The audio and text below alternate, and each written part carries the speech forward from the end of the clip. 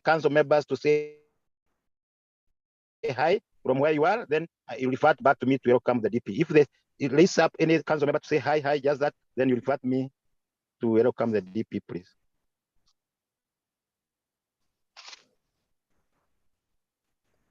Pedro, over to you. If there's a council member, please unmute themselves, say hi, then I welcome the DP.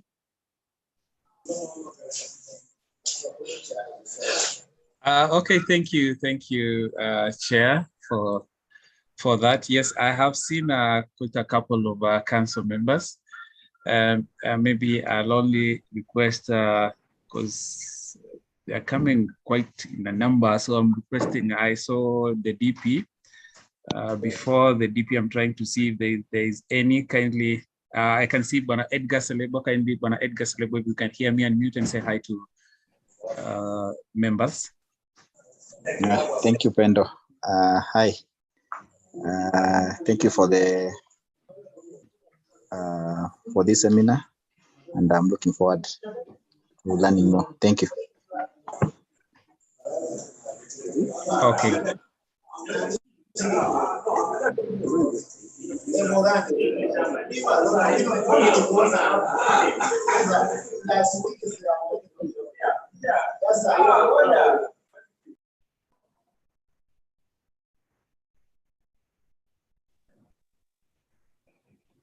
Pedro, you are silent. If there is any council member, you can unmute yourself. If there isn't, give me back the chance to invite the DP. Yes, but is it Bwana Fantas? I'm trying to look at others. If council members, you are here, kindly just and because there are quite a number, just maybe you unmute and say hi. I'll just Hi. Hi, good afternoon, Joseph Mutua. I have just logged in, and I hope that we'll be able to interact effectively within this seminar. Thank you, Chair. Good afternoon. Afternoon to you. This is Betsy. I'm happy to be here, and I can see the numbers are great. So we'll learn a lot today. This is Betsy from GIS chapter.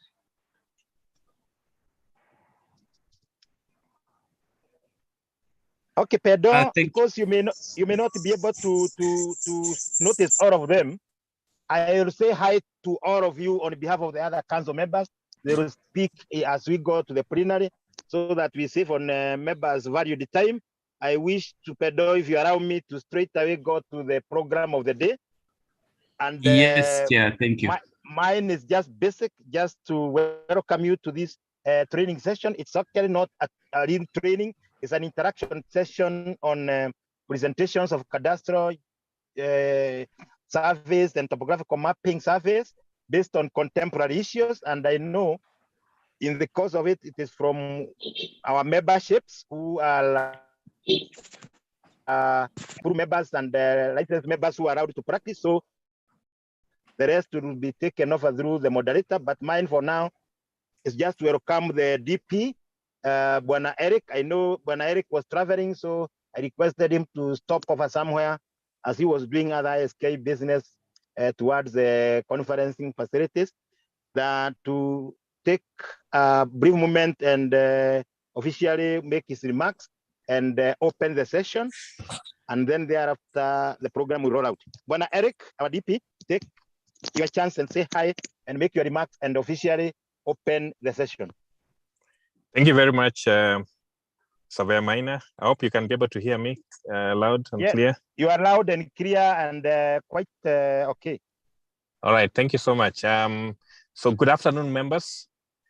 On behalf of the council, I wish to join my colleagues in welcoming you to this particular session, which is being used for the part of the training, building our professional capacity, and which is also very critical for those of us who are sitting for examination into full membership.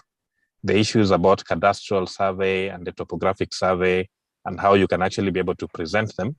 These are topics that are very relevant to what we do on a day-to-day basis. And today we have lined up two very experienced surveyors, licensed surveyors, that's Wycliffe Abiero and Christopher Kinyua, to be able to take us through this particular training. This training is also one of our very critical trainings that we tend to have in our calendar every year. And I wish to thank the team that is led by John Maina, the ERC chair, for all the work that they have done to ensure the success of this particular event. I've seen that quite a number of us have logged in. So far, we have about 145 people who have logged in. And I do hope that in the course of this session, you'll be able to interact with those who are presenting, and you'll be able to bring out any of the challenges that you may be facing in your day-to-day activities, so that we can be able to discuss together and be able to arrive on a conclusion. Separately, I would like to inform you that we are in the process of organizing the 7th ISK Africa Regional Conference. This is now scheduled for the 9th to 11th of November. And we are targeting to host this event in Kisumu. So we are looking forward to you being able to join us at that particular event. And members, as we know, we are approaching the elections. So we do pray for peaceful elections, a peaceful transition, so that we can be able to continue with our business as required. And we do hope that in the transition, we will be able to improve and do better what we have been able to do in the past. I know business has been difficult for quite a number of us, and we do hope that this will actually open the way for other things to be done in a much better way. There is also the issue of the Land Surveyors Board. This is on top of our agenda, and we are working on it to ensure that the board can be gazetted soon. Hopefully, in the next few days or weeks, it should be gazetted. So with those remarks, ladies and gentlemen, I wish to now return the program back to Surveyor John Maina, and thank you so much for being able to log in and be able to attend this particular event. Thank you, and over to you, John.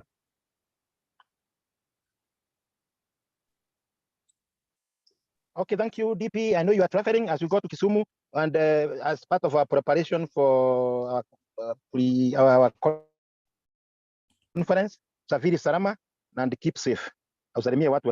Now, members, coming back to our program, I would wish that when the DP has made the comments, I don't have to add anything. I will just return the session to Pedro so that he can invite the moderator and hand over the session to the moderator to introduce the presenters and guide us on how to move on. And Pedro, I know you are ready with your moderator. So I hand over the session to you to moderate it throughout up to the end. Thank you. I'm part of the participant. Thank you, Chair. Thank you for that. Thank you, DP, and all council members present. So without further ado, we just welcome the speaker, Bwana Kinyua, so that we can just start. We also, today's moderator is Bwana Sala. Yes, Bwana Sala. I can see Bwana Sala. Kindly, you can unmute and say hi, Bwana Sala. You can hear me. And then you take it up from here, kindly. I can see Asala. Good afternoon, members, and I want to appreciate all of you for joining in, but also appreciate ISK leadership for organizing this course and making it free and available for all our members. Just my remarks is that this is a course that is important, especially for those preparing to sit their ISK full member examination this year. This is an advantage for you because it will help you prepare, especially in your production jobs. And so I believe you will pick the requisite skills as the presenters will be sharing their experiences, but also sharing how things ought to be done. And so I am privileged to be your moderator today. I just want to invite you to raise any questions, because we will be answering them at the end of each session, or at the end of the 2 sessions, whichever we will decide on. So members, I just invite you to sit back, listen keenly, and in case there are questions, you could write them in the chat so that at the end of the session, we can address all of them. Otherwise, Surveyor Kinyua, you are welcome. Your session is the first, and so you're welcome. Thank you. Well, thank you for this opportunity to have to kind of remind us, and for us, for those who are new to this aspect, that they can also get acquainted with what we do and how we do. I'm really humbled.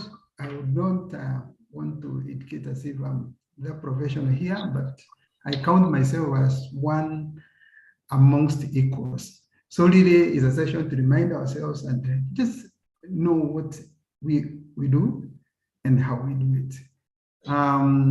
I'll request that I share my screen so that perhaps we can move together. And perhaps I can ask, is it, let me go full screen. So is it clear from your end, Asara?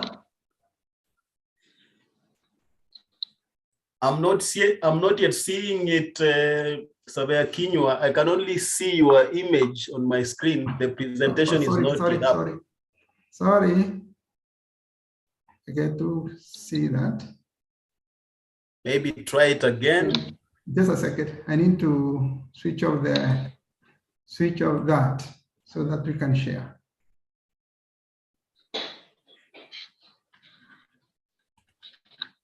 Now, are you there?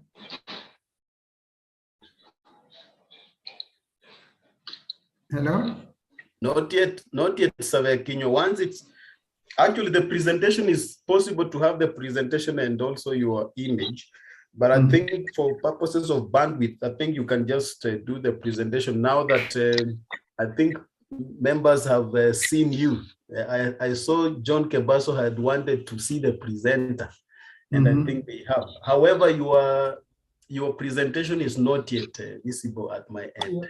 Okay, can we proceed to share your screen? Now I'm sharing.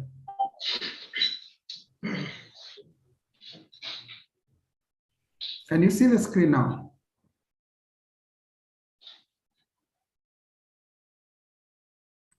No, we can't see the screen.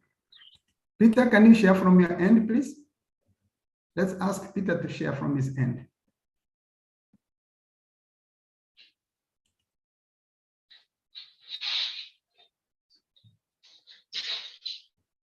Yes.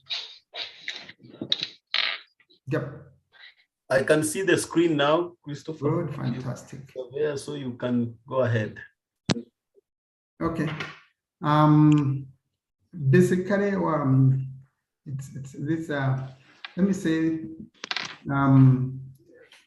that's just the introduction. Let's have screen 2, Peter. Good. So as a way of screen 2. Whoever is helping the presenter to do the presentation, kindly be systematic. Don't go through the slides before you are requested. So maybe under the direction of Surveyor, I don't know who is sharing the screen at the moment. Is it Surveyor Kinyua? Sorry, Chair. Sorry, Bwana Sala. It's okay, that's where we are. Go to yeah, okay now. Screen 2 now. Here's the next.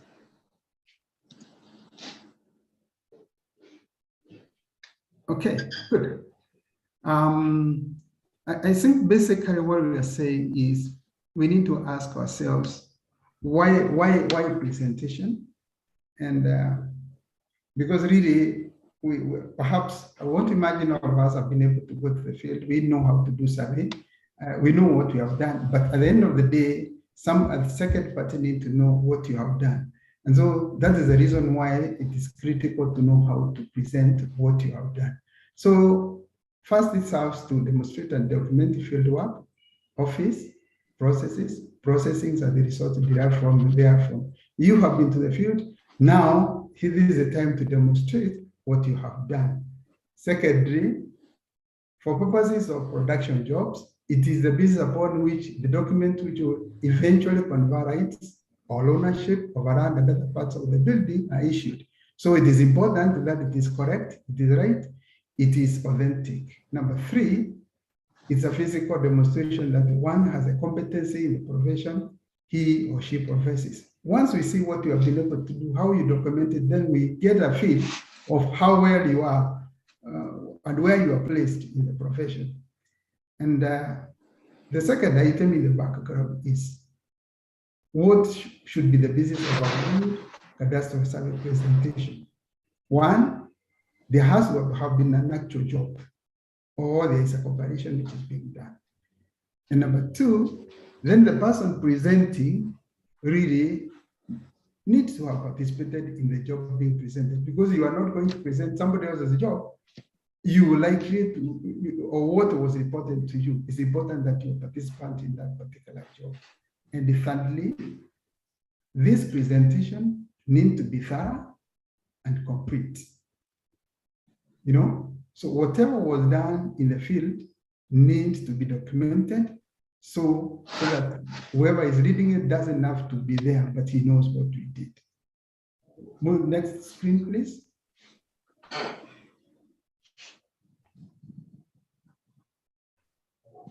Next, good. So as a way of recap, this is something known to us, but it's good to know why are we talking cadastral? Why are we talking of fixed boundaries? And so this is the background of why we do what we do. And we start with the cadastre. What is it? A cadastre and some other quotas. Oh my God. Back, please. Yes, this. Screen number 3. Good. So what we're saying is a cadastre, also in some other quotas, they are called as, somebody may refer to it as cadastral data or cadastral data, but let's look at it. It contains official, legal documentation concerning 1, the quality, 2, the dimensions, 3, the location, 4, the value, tenure, and ownership of individual parcels of land. All that combination, that is what is called a cadastre. And number 2, then, this is where we come in, cadastral surveying. This is the subfield of the above, that is the cadastre and surveying, that specializes in the establishment and re-establishment or real property. In our case here, when we talk of real property, when we talk of that, then we are talking of 2 things. There is land, number 1, and now buildings, which we are being called upon to do section properties in. And thus, it involves the physical delineation. There is actual doing. This is the physical delineation of property boundaries. That is the determination of dimensions, the area, how is that, how is the orientation of that property, and where is it? And finally, sometimes we are called upon to also determine certain rights associated with the real property. Sometimes there could be a waiver, there could be a benchmark or trigonometrical station in that property. So we also need to know there is that particular right which is existing within that property. Next screen, please.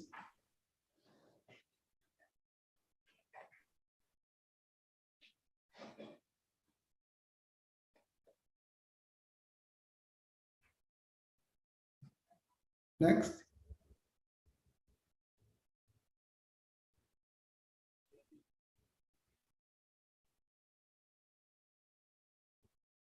Okay, good. Move slowly, please. Thus, the cadastral documentation in a way will be used to track or sometimes shows controls and the boundary lines or land parcels. And Now recently, it also shows the extent of the unit in a building. So in brief, a cadastral survey will include, but this list may not be exhaustive. So we can say cadastral surveys include, but not limited to: 1, new grant surveys; 2, subdivisions, amalgamations, partitions; 3, we will be also called upon to do triangulation and standard traverses. Basically, these are done for extending controls, and these are the basis on which the future surveys of property boundaries will be based on. Number 4, when there is extension of this, we'll be called upon to do a survey that's called an extension of this survey. And number 5, the establishment survey. Next. Good. Having looked at that background, then let us now delve into what is the business of our day. That is about this presentation. So this is the core. What I've gone through was basically a background. So first, we've looked at the introduction. That's what I've just done. Number 2, what is expected in this presentation, which I am about to make. The bundle of documents I'm about to make for presenting. What should the leader expect to find or see in them? And the leader here, as you see the note down, it can be the checker, it can be examiner of the job, it can be the director of service, or even future surveyors who would want to refer to that data because they want to refer to it for one reason or another. So this presentation, we expect 3 things. It needs to be a true representation of field and office processes. It has to be complete. That is, it should be free of any assumptions. If I went to the field and placed a beacon, and for some reason I was not able to place it, and I placed an editorial beacon, I should not assume that the person will know I missed it. I need to record that I missed it, and that's why I did or I took the necessary action. Number 3, it should be interpretable without reference to you or myself. What am I saying? That after you have done this particular presentation, okay, now somebody handling that document should be able to understand it conclusively, know what you did, how you did it, when you did it, and why you took the decisions you take without having to consult you. And number 2, in the future, should we need to reproduce the data, one should be able to reproduce it without having to consult you, because we are here for a short while, soon we'll be gone. When we are gone, somebody handling your file, perhaps in Survey of Kenya, should be able to know what you did. Number 3, we will be looking at the computation file, because this is the whole thing. Usually, people who have worked in Survey of Kenya or interacted with Survey of Kenya commonly referred to as a comps file. So, but in full, it's a computation file. And this computation file comprises of 2 things. Documentation of field, those are the field nets, and the field processes. And it will also include the results of the field and the office processes. Basically, this is what is supposed to be contained in this particular file. Next screen, please. And the 4th component of this presentation will look at the survey plan. More often, this is the document which is referred to in very many areas. It is the genesis. It is going to be the product which is referred to in most cases by other parties. It could be valuers, it could be lawyers, it could be registrars, you know. So this is a key documentation, which is a product of the survey you have done. And under this, we are going to look at what is the paper size and what do we consider when we are plotting. How should it be laid out? That will be the layout. Number 3, the scale, because it has to be to scale. Number 4, it usually has grid lines. and green intervals. What do we consider when we are doing that? There'll be colors, it's plotted in various colors, and the features in that document, each color is reserved for a certain purpose. We need to be acquainted with that. And lastly, there are usually color borders. When we have plot in a drawing or in a survey plan, which plots or which portions need to be color bordered, and which shouldn't, and how should it be done? And even when there are other features like a road reserve or a forest or any other, how should they be shown? Thank you. Next screen. Good. So now let's look at the computation file. The computation file will consist of field notes. And now, since we are somebody, Dan, can you please mute? Field notes. They come at the top because these are the basis of what we are providing and what we are presenting to the other parties. And there is now, since we don't necessarily have to do manual,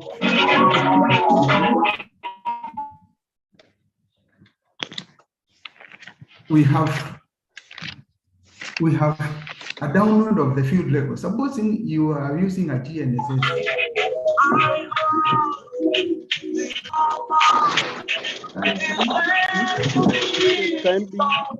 Thank you. Mute people who are not there. I could also help. You could make me one of the hosts. I could also help. Thank you. Somebody in the background, please. Okay, thank you. Thank you for that. We're saying that we have the field notes. Sorry for that. But now the alternative is a download of the field records. You could be using a TS, which is able to record each and everything. You also need to download that. So you could also be using a GNSS, perhaps to do a static survey or any other kind of survey. Please, then this will come under the field notes because these are the actual field observations. And so we are calling these the original records made in the field and all the actual download with reference to the type of equipment. Because when we look at them, we will look at them, the field notes of the down against the equipment you used, because each unit or each equipment gives us different data or the data format. So it's important that you also highlight what equipment you used. And I want to highlight something here. And that's why we put it in red. Transferring field records is not acceptable. Why should this be the case? Because quite often when you transfer, then you are likely to introduce or it is likely to be a source of errors. And if you transfer and throw away your original, we're never going to know what was the actual observations, and we end up with wrong data because you transferred or I transferred, I introduced some error, we are not able to call back to look at it too. Let us have the originals. If they are cancellation, we know they are supposed to be a straight line against the cancellation. I think this is where we are called upon. It is not a question of we should try to be as tidy as possible, but let's try. It's actually let's have the original. And in the computation file, and while we are here, perhaps we'll look at this a sample of the field notes at the tail end of this for the flow of what we are doing. Let's look at the survey report. What is the survey report? So I've said, number one, we need the field notes. Number two, your presentation should have a surveyor report. And the surveyor's report is a detail of what? What are we surveying? By who? Who did it? And with whose authority? Is there any authority which is causing you, which is making you do this survey? When did you do it? When did you do it? So the date, we expect to see the dates. How? How means we need to see the methodology. Did you look for beacons? When you looked for the beacons, original, the controls, did you find them? Which ones were missing? And after you got them, what did you do? Did you do a triangulation? Did you do a trace? Did you do a traverse? how did you extend the controls, if ever you did? If there were placings to be done, how did you place them? If there was reestablishment, how did you reestablish? If there was a beacon which missed, record there what missed. I was, time back, I read a report where some old surveyors would even write when they saw a snake. You find that he did so little in a certain day, and you would wonder, why did he do so little? But he saw a snake. So, of course, I'm not saying we start writing what we saw, but then it's an indicator of how detailed the report should be, what happened and what transpired. And finally, the surveyor's report will show us what were the outcomes of the survey. And finally, were they within acceptable limits or not? All right. Having said that, perhaps you can look at slide number 15. Let's go fast forward to slide number 15, then we come back. So that gives us a sample.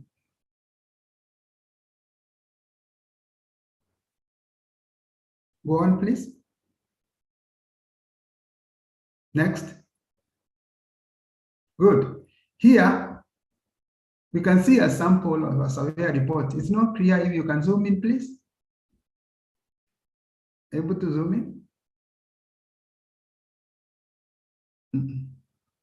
Okay, if you can't, okay, I'll go with it. I'll just highlight. Sorry, let me highlight as it is. We'll look at it in detail later on. So you see in this one, you may not see everything, but it's telling us at the top of the surveyor's report, we can see it is a resurvey of a certain property. It's telling us the item next there is the locality. Where is it? Number 3, there is the authority. There it is indicated, Director of Land Administration, reference number this. The 4th item there is what was the datum. I can see 3 FRs listed there. Then lastly, we have the method. So under the method is where we detail all what we did, how we did, and what was the outcome. Thank you. Let's go back to our current screen.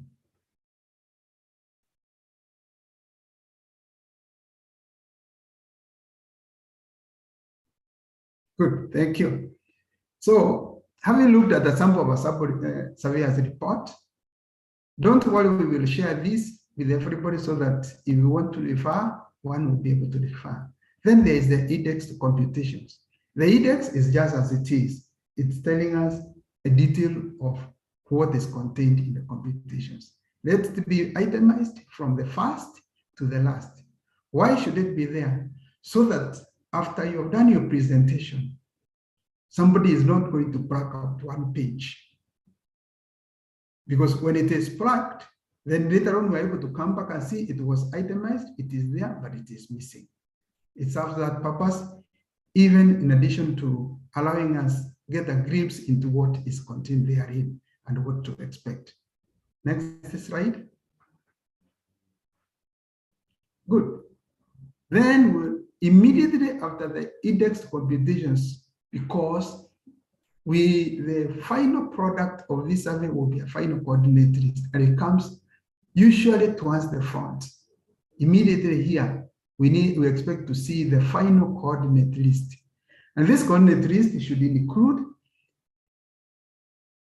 all the datum stations and their class. They are described. If it was an IPCU, it needs to be shown. If it was an IPC, it needs to be shown. If it was a SOK pillar, it needs to be seen and recorded there. And here I need to also add, it is good to arrange this coordinate list in an alphabetical order.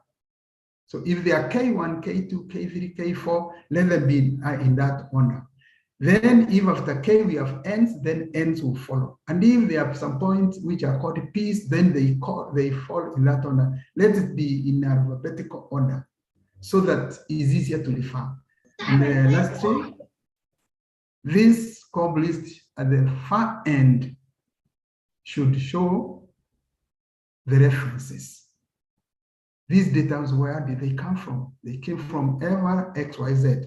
If it was a TC and ST, indicate as such. And if you missed those two, and you had to look at the comps file, then you also need to say they came from this comp. And I read it, and it was in this page. Immediately after that, sorry, we moved further on. Previous, please. Yes. Immediately after the final code list, we need to have a diagram or a triangulation diagram. Why is this? So that now as we progress, we can have an insight into the assignment. We know you are subdividing 15 plots, or you are establishing controls, or I was doing a traverse which had 7 stations. So that is why we need to have these layout diagrams. They don't necessarily have to be to scale, but they give us an insight, a glimpse, a pictorial view of the scope of the assignment. And so the checker, examiner, and any other interested person on site will have an insight on the scope. Number 2, it's important to know it doesn't have to be scale. If it's a small job, you can have it to scale, but it doesn't have to be to scale.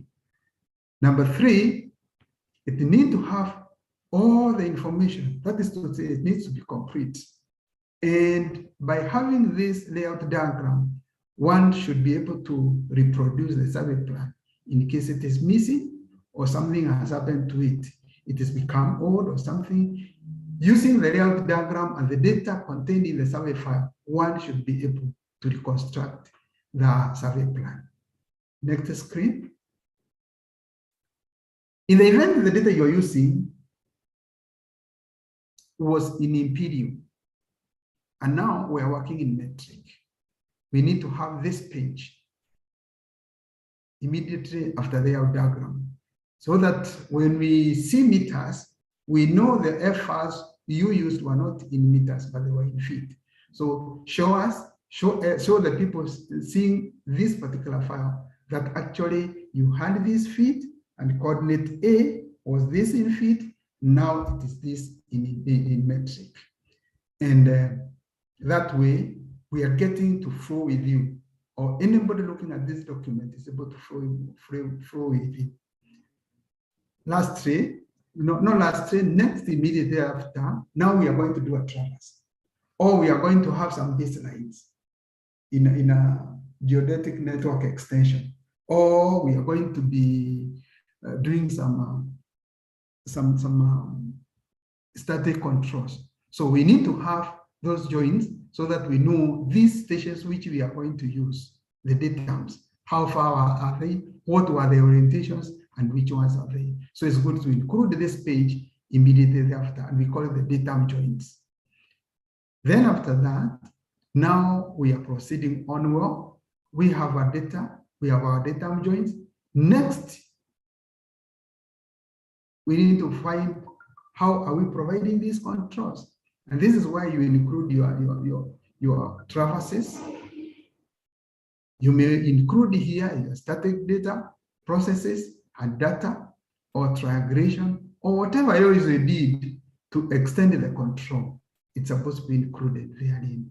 And here I need to highlight that all this data usually is supposed to be printed, is supposed to be on the survey computation form, not on any printer, not on plain paper. Next screen, please. Then here is where the surveyor comes in, or what you did, or what I've done in the field. This is where I include it. I include it in the theoretical computations. We can call it integration or genetic network computations, or whatever you are doing. This is where you include now.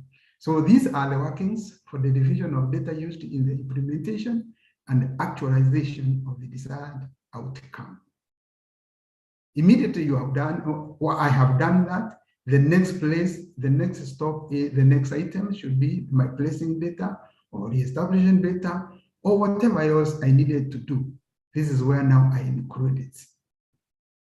After I have done that, Then I need to demonstrate whatever I've done, if it is controls I was doing, how are they? Are they good enough? Are they up to speed? Are they within the limits acceptable by the survey regulations? Because we have an act under which we operate, that is Survey Act Cap 299. We have the regulations, +1 to 3rd, and we have the survey manual. So whatever we do is governed or being guided by what we're doing. So demonstration of placings and checks. This is where now you have to demonstrate whatever I have done. If it's because I placed, you know you have to place it, and then independent check. If it is a GNSS job, and I have placed with an RTK or whichever method I've used, I need to come back and say, look, it's a good time, and perhaps occupy it at a different epoch so that I show the second reading, how does it compare with the first one? And perhaps if you are not happy, you can even do another one. So that at the end of the day, we want to demonstrate whatever we have done, it is within the acceptable accuracies or it is within the necessary precision. Thank you. Next.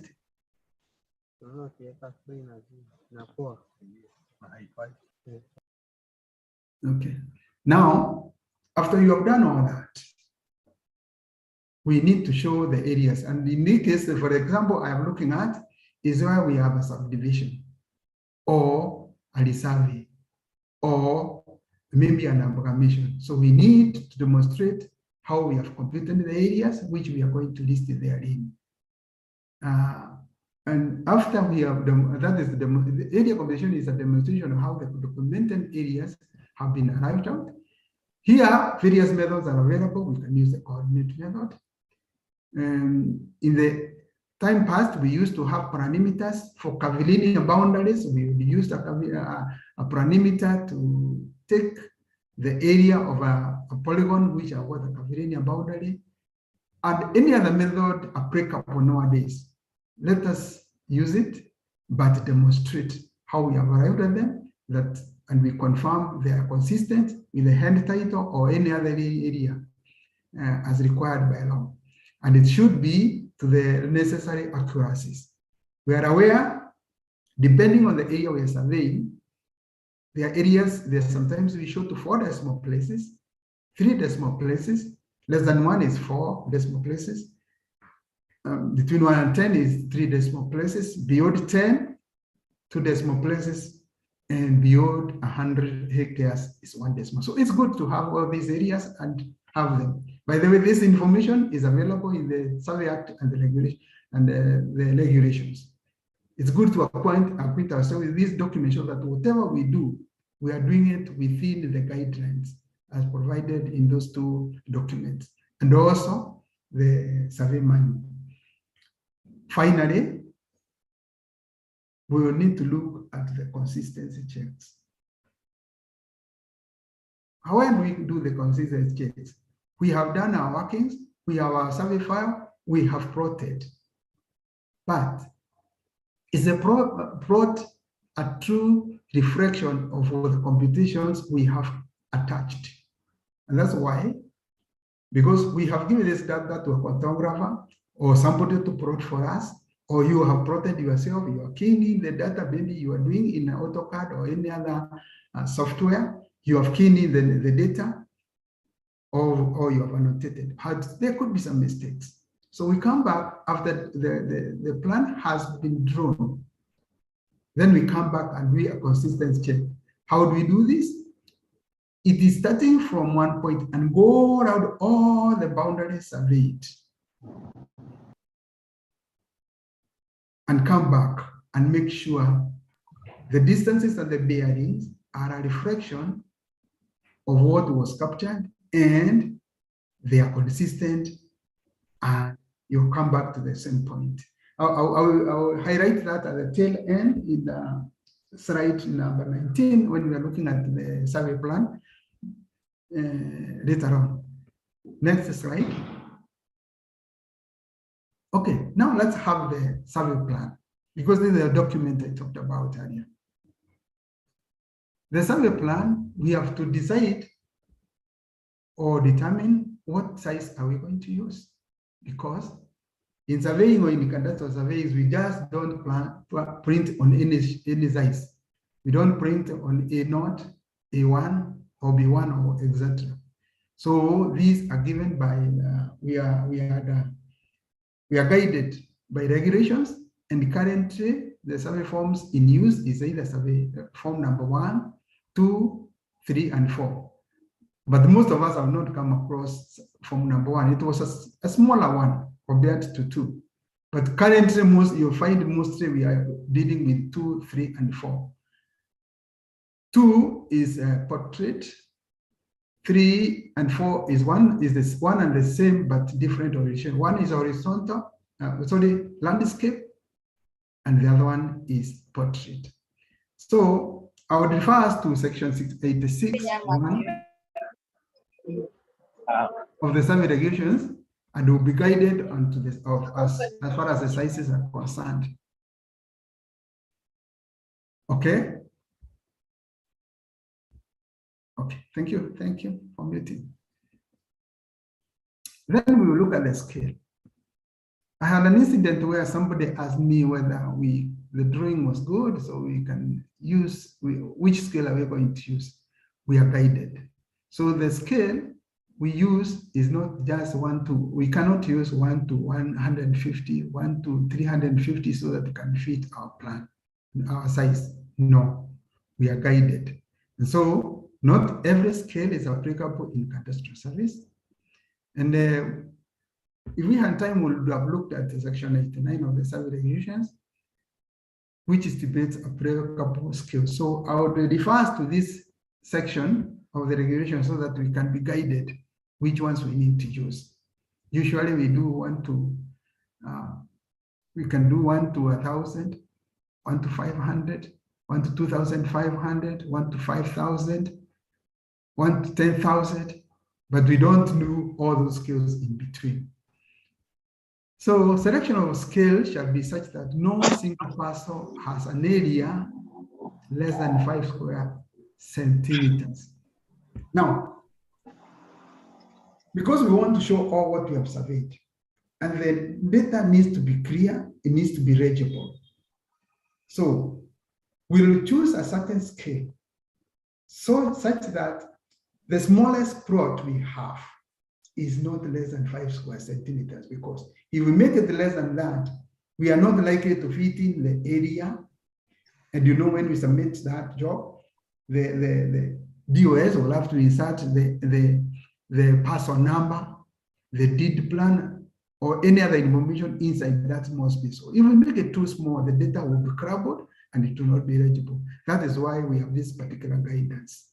So we will choose a scale suitable so that our drawing can capture all the data, or rather our plan can capture all the data, and the data is legible, and the DOS is able to insert any future information inside there without much problems. Next. Good. This plan will need to have grids and grid intervals. And it's important to know here, the grid interval we are going to use should be a metric multiple of the scale. So supposing we choose scale of 1 to 500, we cannot have grid intervals of 300. But we can have 50 because it's 1/10 of the scale. We can have 250 because it's half of that, depending on the size of the plotting. So it's important to know that the grid interval should be a metric multiple of the scale. Number 2, based on depending on the scale we have chosen, then the grid, we should have a minimum of 1 full square in our plan. And so that we can have an idea of this, I want to refer us to slide number 19. Please, let's look at it. Okay, sorry, the one immediately before that. Yes, Look at this survey plan on our left. Sorry, we can't zoom me here. I wish I was able to share my site. I would have shared the exact, the actual one. But now I hope we can see that. We can see this drawing, this plan was for 2 plots. Plot A and B. Now, based on the scale we have chosen, which was 1 to 1,000, we have 1 complete square there. You can see the blue lines. The blue lines, you can see the blue lines. We have 2 horizontal lines and 2 vertical lines. So in this particular survey plan, we have 1 complete square. So whatever scale we choose, or one chooses, it's important to make sure you have at least 1 complete square. If you can't do that, then you need to go for another suitable scale. Now, I think I wanted to highlight that. And from that, now that we are here, we can also look at, this is a sample of a survey plan. You can see to the top left, we have this top left, yes, this is a coordinate list. On the top right,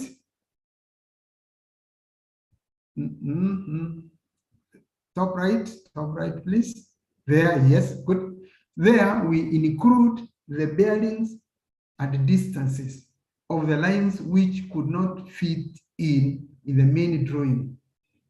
Those lines or short distances which, if we inserted there, the drawing would be crumbled or the writings would be crumbled. We show them on the top left, top right. Okay. At the mid-draw, I wish you could zoom, but the interest of time, let's proceed. Good. There was a detail in this particular survey plan on one of the boundaries which there was a boundary wall. And so to show that there was a beacon which could not be seen. And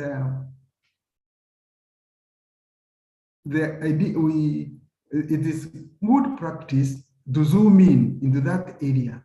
And so middle right, you'll see a drawing there shown inset.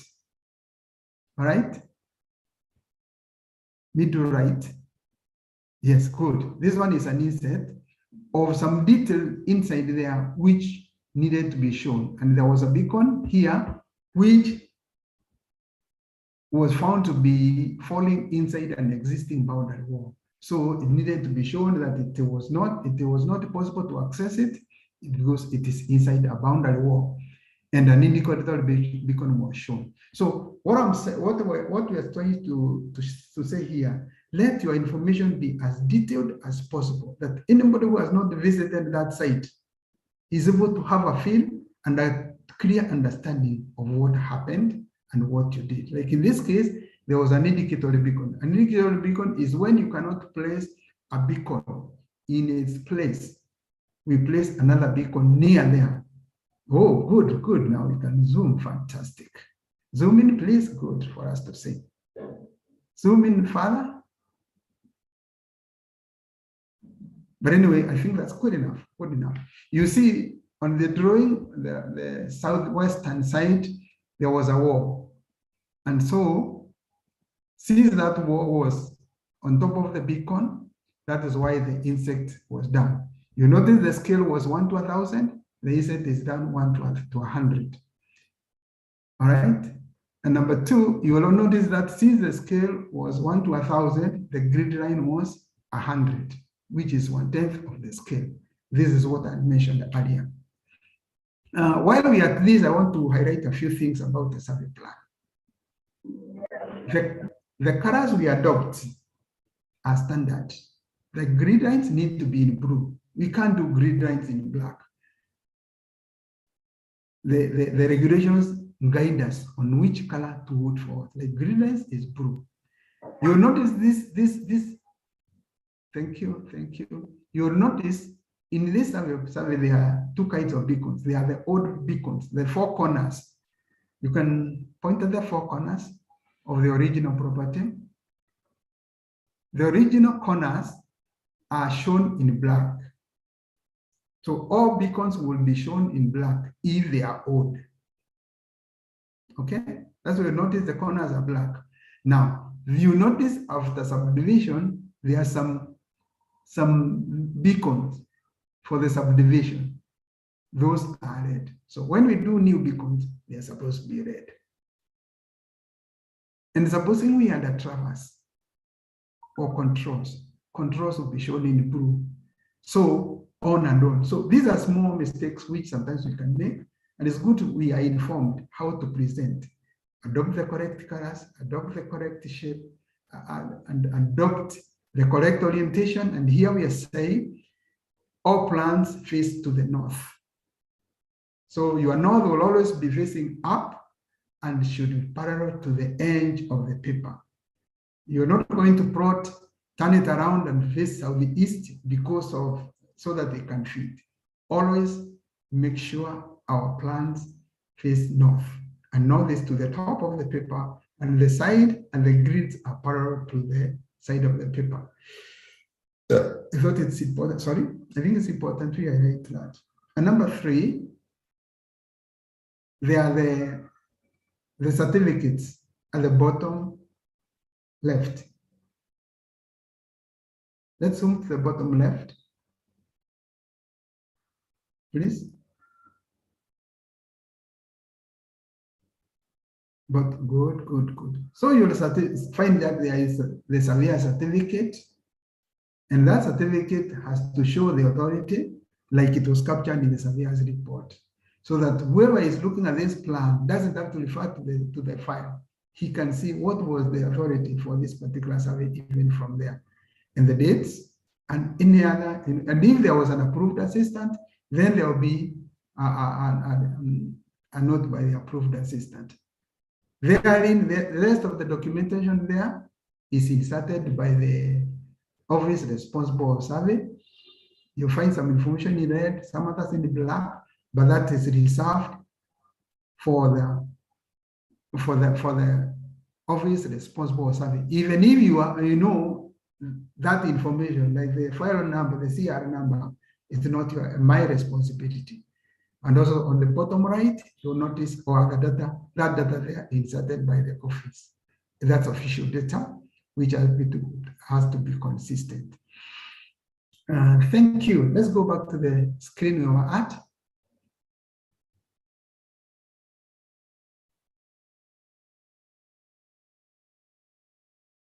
Let's go back to the screen on the survey plans.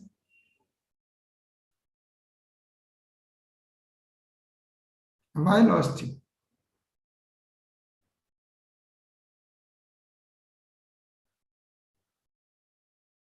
Next, the one before that, the one before.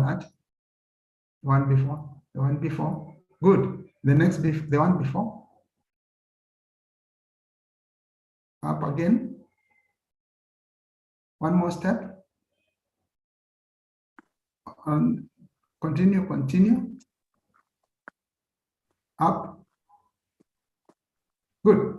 Up and up. This is where we were.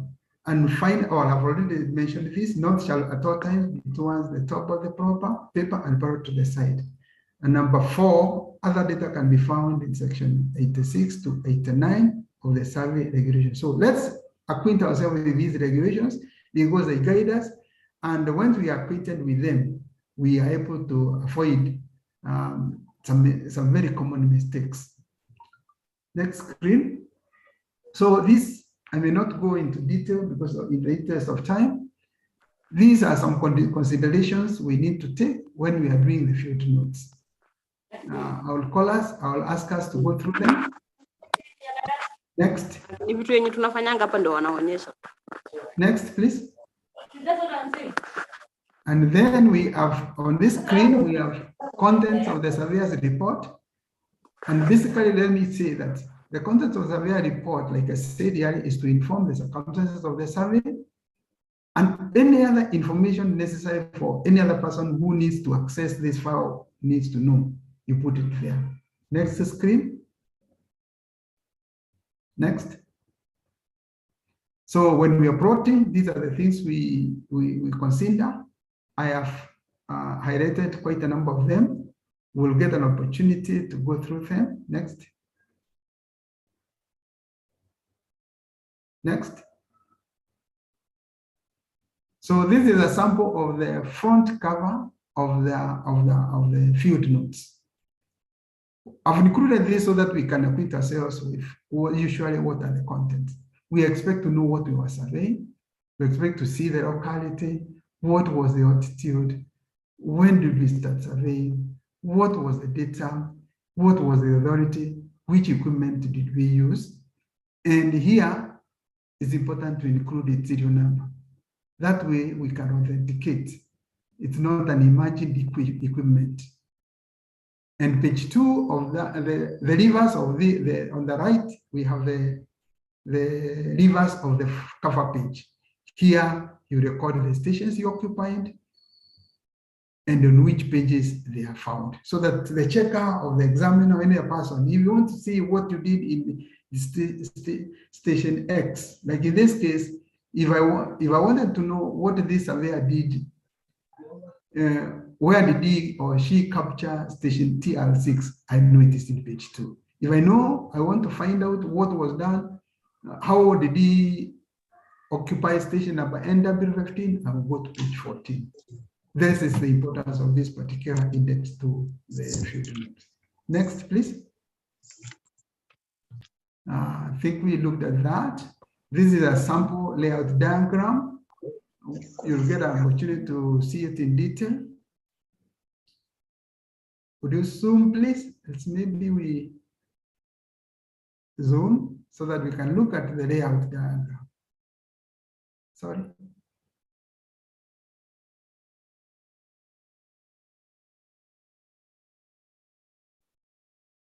Are you able to zoom? So you can look at this right one. Good. Fantastic. Fantastic. This is what I was saying. Then when we are doing a layout diagram, include all information I imagine necessary for the reader, for the checker, for the examiner, for a future surveyor to know what I did. Like in this one, you can see there were the old beacons. There are the new subdivision beacons. There are some 3-meter wide drainage way leaves because the plot slopes to the east. So water from the west needed to cross over. And you'll notice that we have the controls and any other information we deem fit, we need to include it in the layout diagram, including the drainage way leaf if it is there because it's a natural feature and water shall always be there, so it's important that we show them.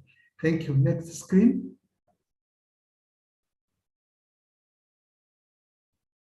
Next. Oh, finally, this one we looked at. We had an overview and I think we are good. We will share this for detailed acquaintance so that we can acquaint ourselves with it. Next.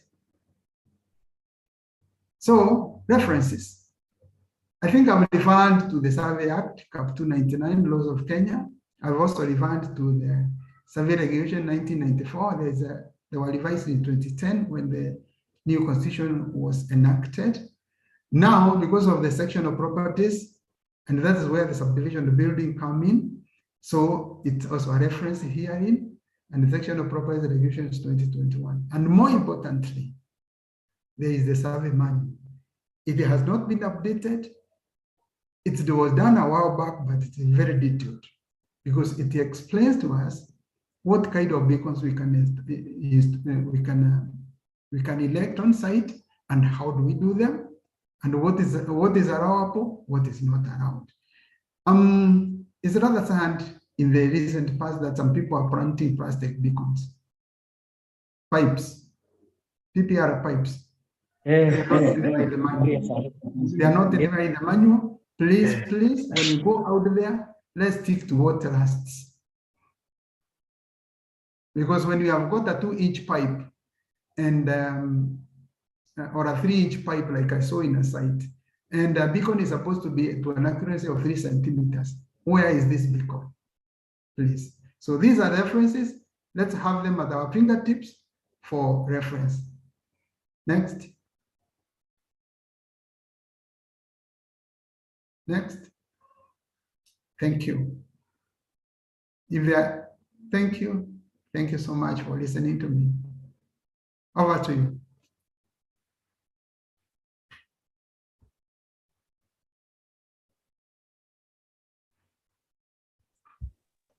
Thank you so much for detailed and precise.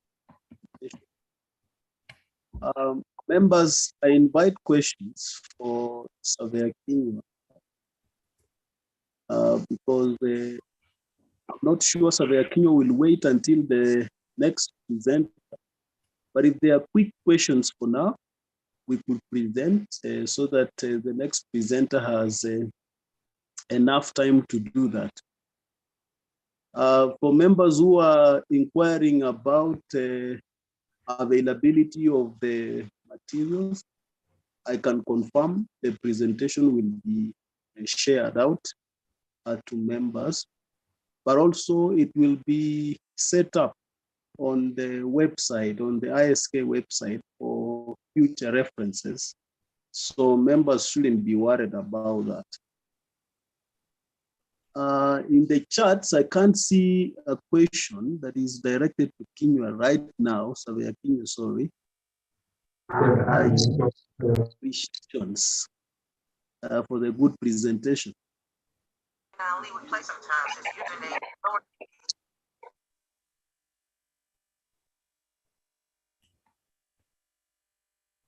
Somebody, Mr. J. Osogo, asked, case of disappearing beacons, what could be done to stop theoretical beacons? Maybe Mr. Kinyua, you can note that. Sorry, come again. A question, there are two questions in the chat, one from Elijah Nyamu. Can we do situations of placing and checks by comparing coordinates rather than distances? And then, slowly, please.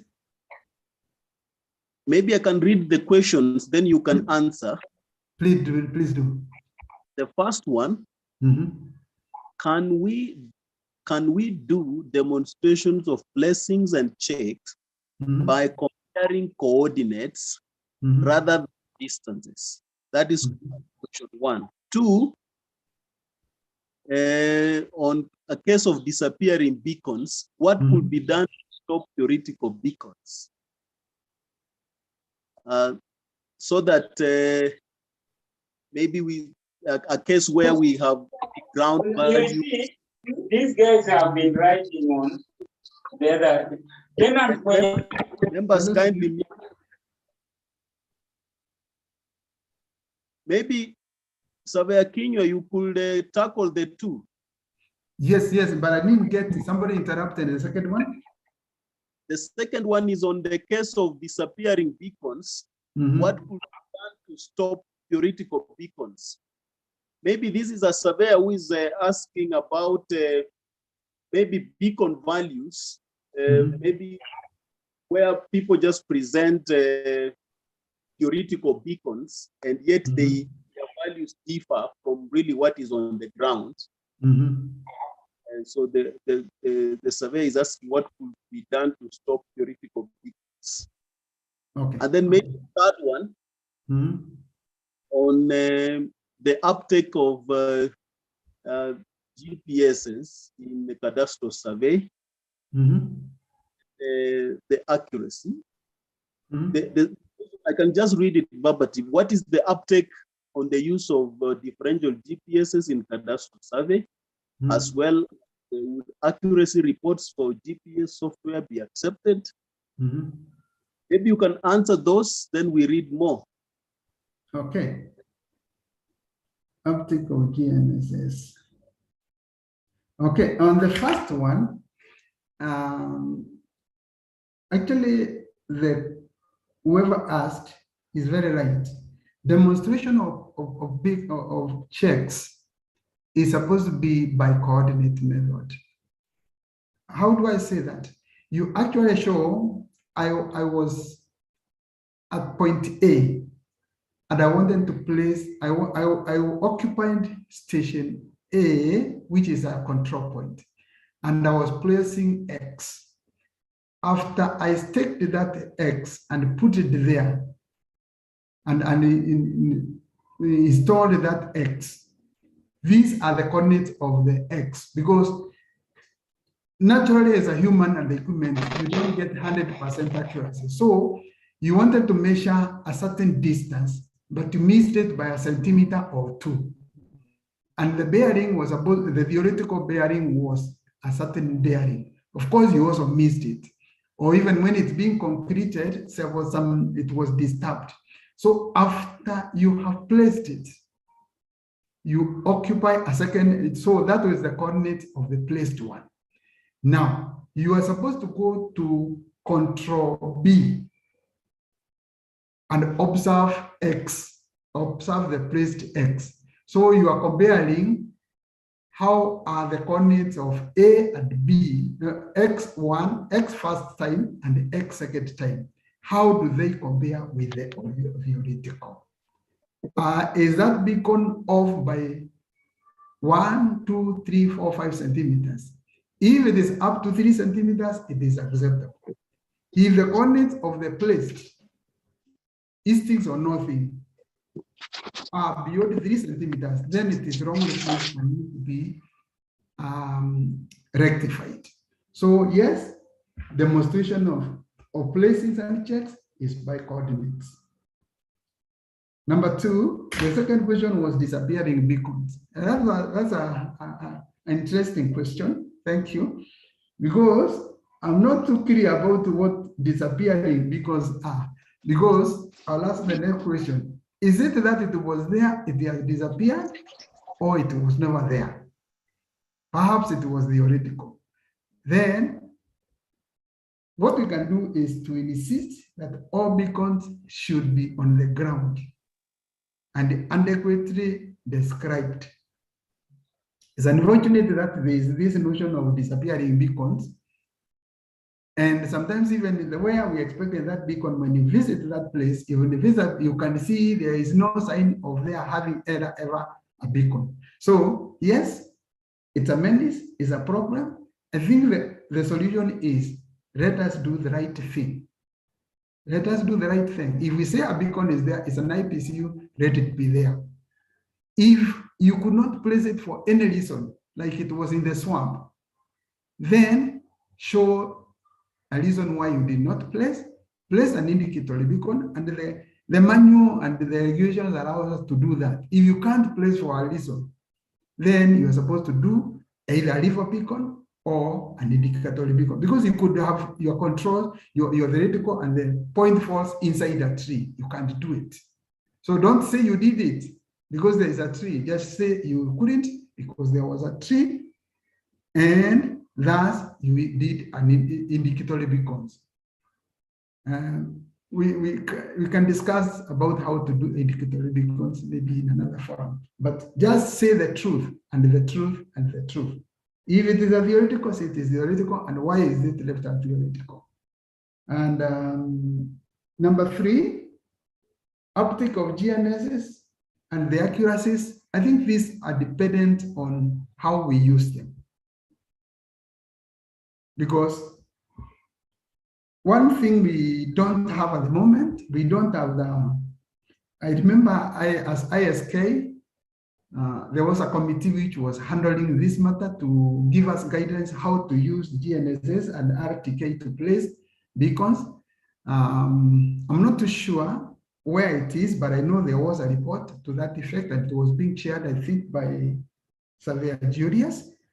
So this is something we need to take up going forward. So yes, there is GNSS, but the clarity is not there, but it is possible to do very accurate placings with double GPS, but we have to make sure, we have to be sure that we have localized so that your base is on a known station and not one, at least 2 or 3, and wherefore the better, which should be outside the site you are working on. Then if you're able to do that, you'll get good accuracies. Now, averaging is a no goes on. because the equipment is trying to find its location. So we cannot sorry for that. We cannot use that location averaged to place a beacon for cadastral purposes. But yes, there is space for it. We need to have localized. I think that's what I would say on this question. I hope I've understood the question. Yes, thank you. Let me read for you the next set of questions. Okay. Number one for now, from Irene Adhiambo, transformation of Nairobi Cassini coordinates to UTM using Excel sheets. There is a discrepancy of 10 to 15 centimeters. How do we do that? On transformation of Nairobi Cassini coordinates to UTM, Irene Adhiambo has noted a discrepancy of 10 to 15 centimeters. Share your experiences about the same and how it can be tackled. Number two, from Kelvin, what is the process of extending control from a fixed boundary area to a general boundary area? Sorry, come again. What is the process of extending control from a fixed boundary area? Somebody needs to mute. Am I clear, Mr. Vakinyo? Now you are clear. Somebody was interfering. So the second question is, what is the process of extending control from a fixed boundary area to a general boundary area? That's question. Question three, on survey plan, does the survey manual specify the material to use, e.g. film and its specification? And then from Elvis Karanja, he is giving an experience where they had a case of a missing IPCU, and yet it had been written on the survey plan, but on the ground it does not exist. So what is the way forward in terms of starting a survey, considering the cost? So this is a case where a beacon on a survey plan indicates that it exists, but when you go to the ground, it's not there. And so it may be required to be placed. And so Surveyor Elvis is asking now, how do you go about that? Well, this is not a question, but a comment from Martin that surveyors just need to be honest and stop short at when the survey will be okay.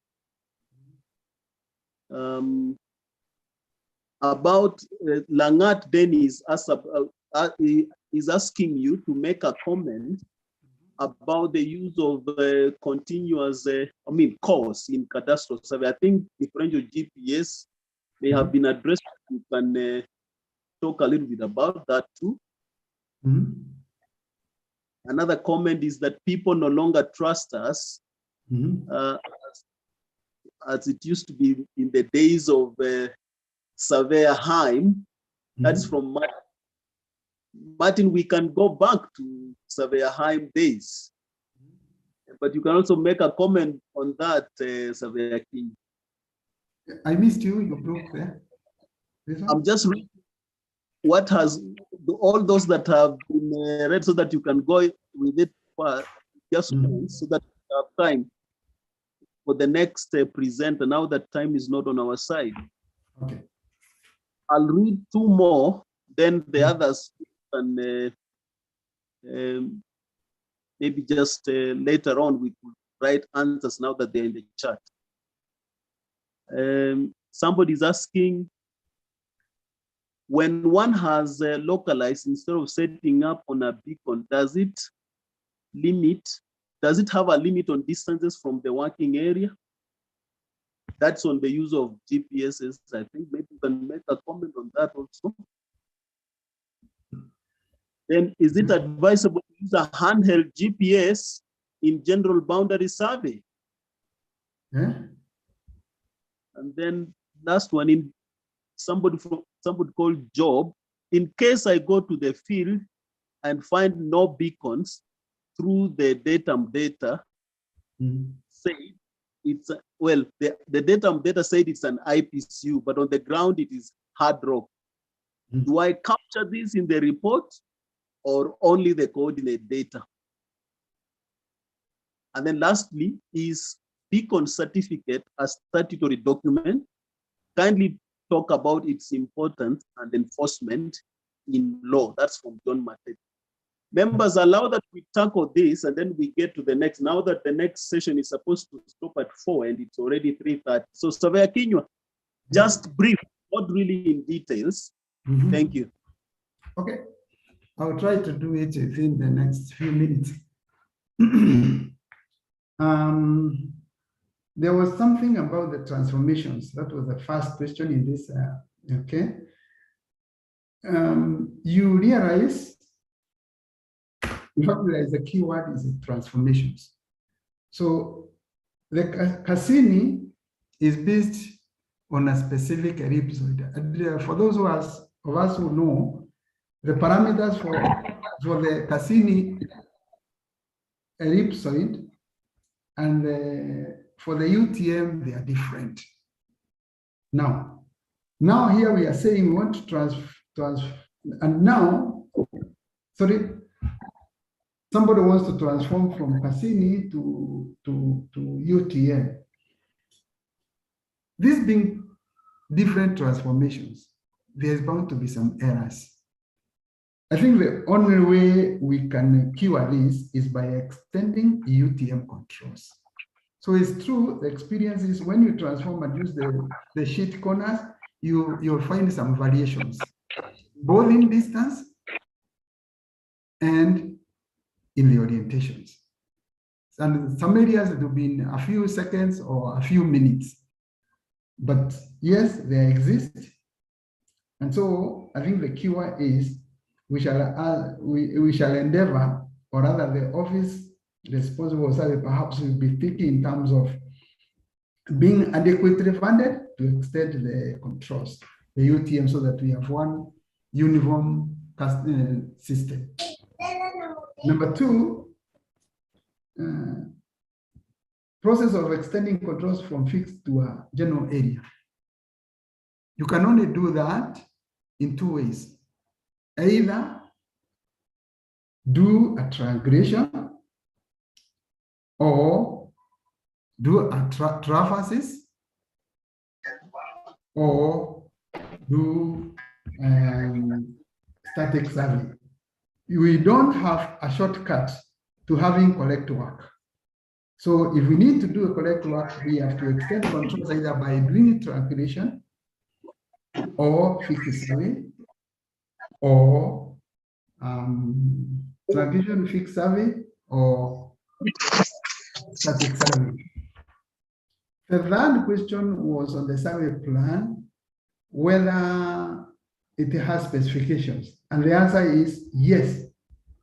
The survey plan should be on a specific material, but the rider in the act, and I think I need to be sure that it's the act or the regulations, it specifies the director of our service shall determine the material.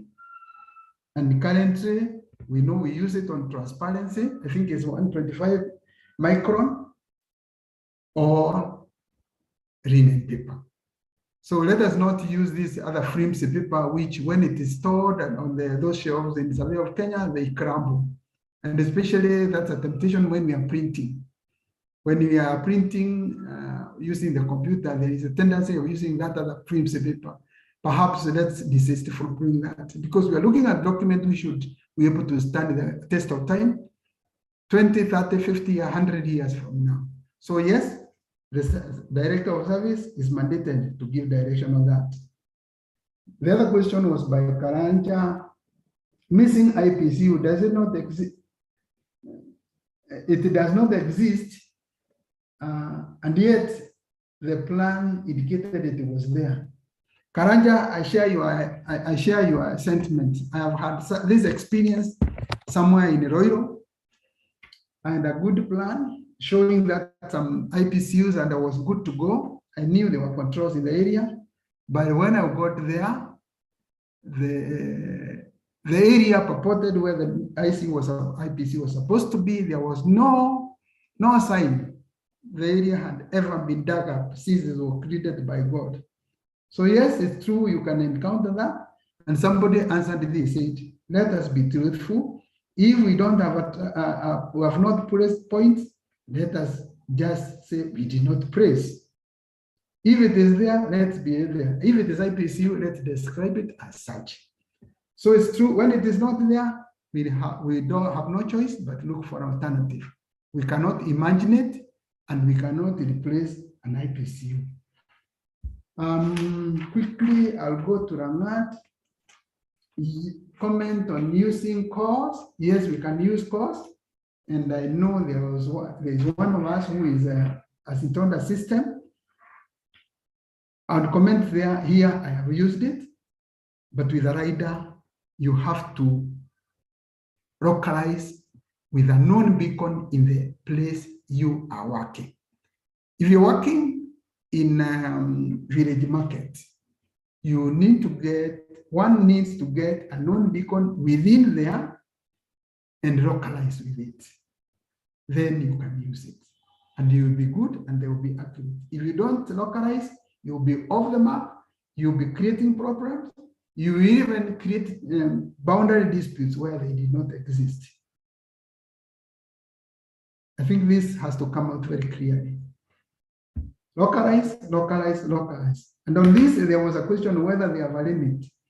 I will comment on this, but I will only comment on the equipment I have been able to use.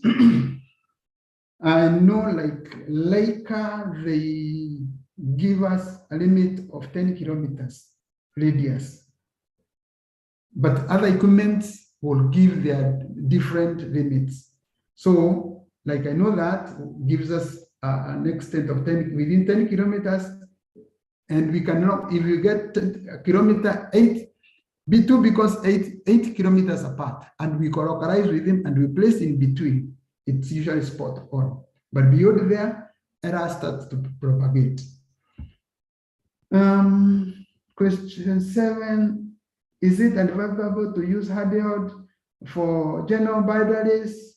That's a blunt no. Handheld GPSs are for navigation.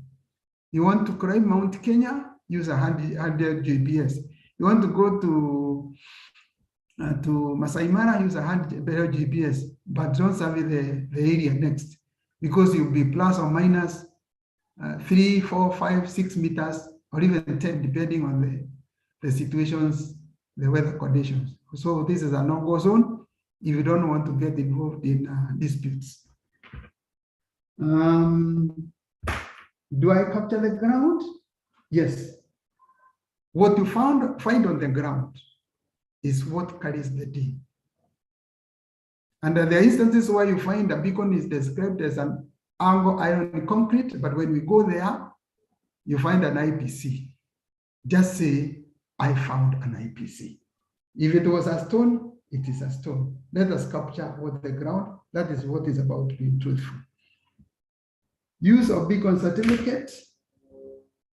Yes, is a document recognized, and we are supposed to apply it as the regulations guide. Thank you. Thank you. Thank you, Surveyor Kinyua. I request that we stop here with this session, members, so that we can.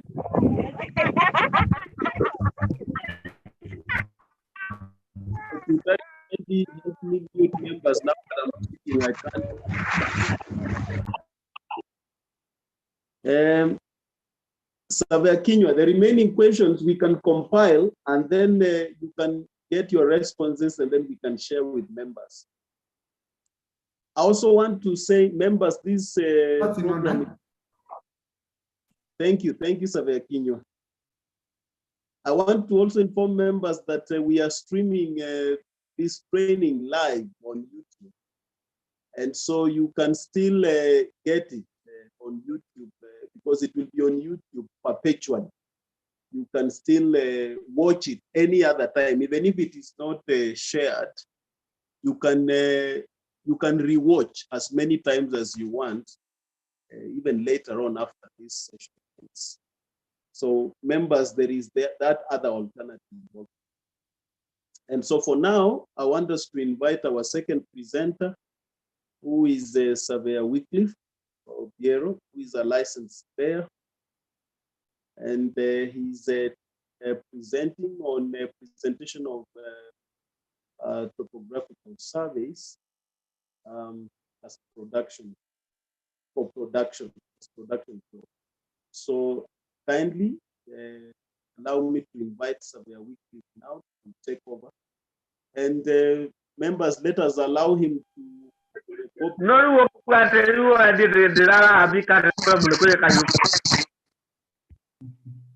Members, kindly let's mute, please. Let's mute all of us. Surveyor Wycliffe, it's over to you now. Thank you, Surveyor Livingstone. Am I clear enough? Yes, you are clear. Very clear. We can hear you. Okay. All right. So I think I can see it's already 15:45. So we've lost quite some time, but I'll try and see if we can be able to quickly take us through the presentation on topographical survey. This is an area that I think we've discussed in length in different forums. So it might not be really unique, but at least it will be, if you're able to learn something new, then that will be very good. You're able to see my screen? Let me start from there.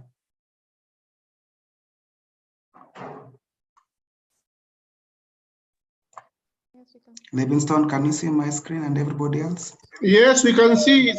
Yes, we can.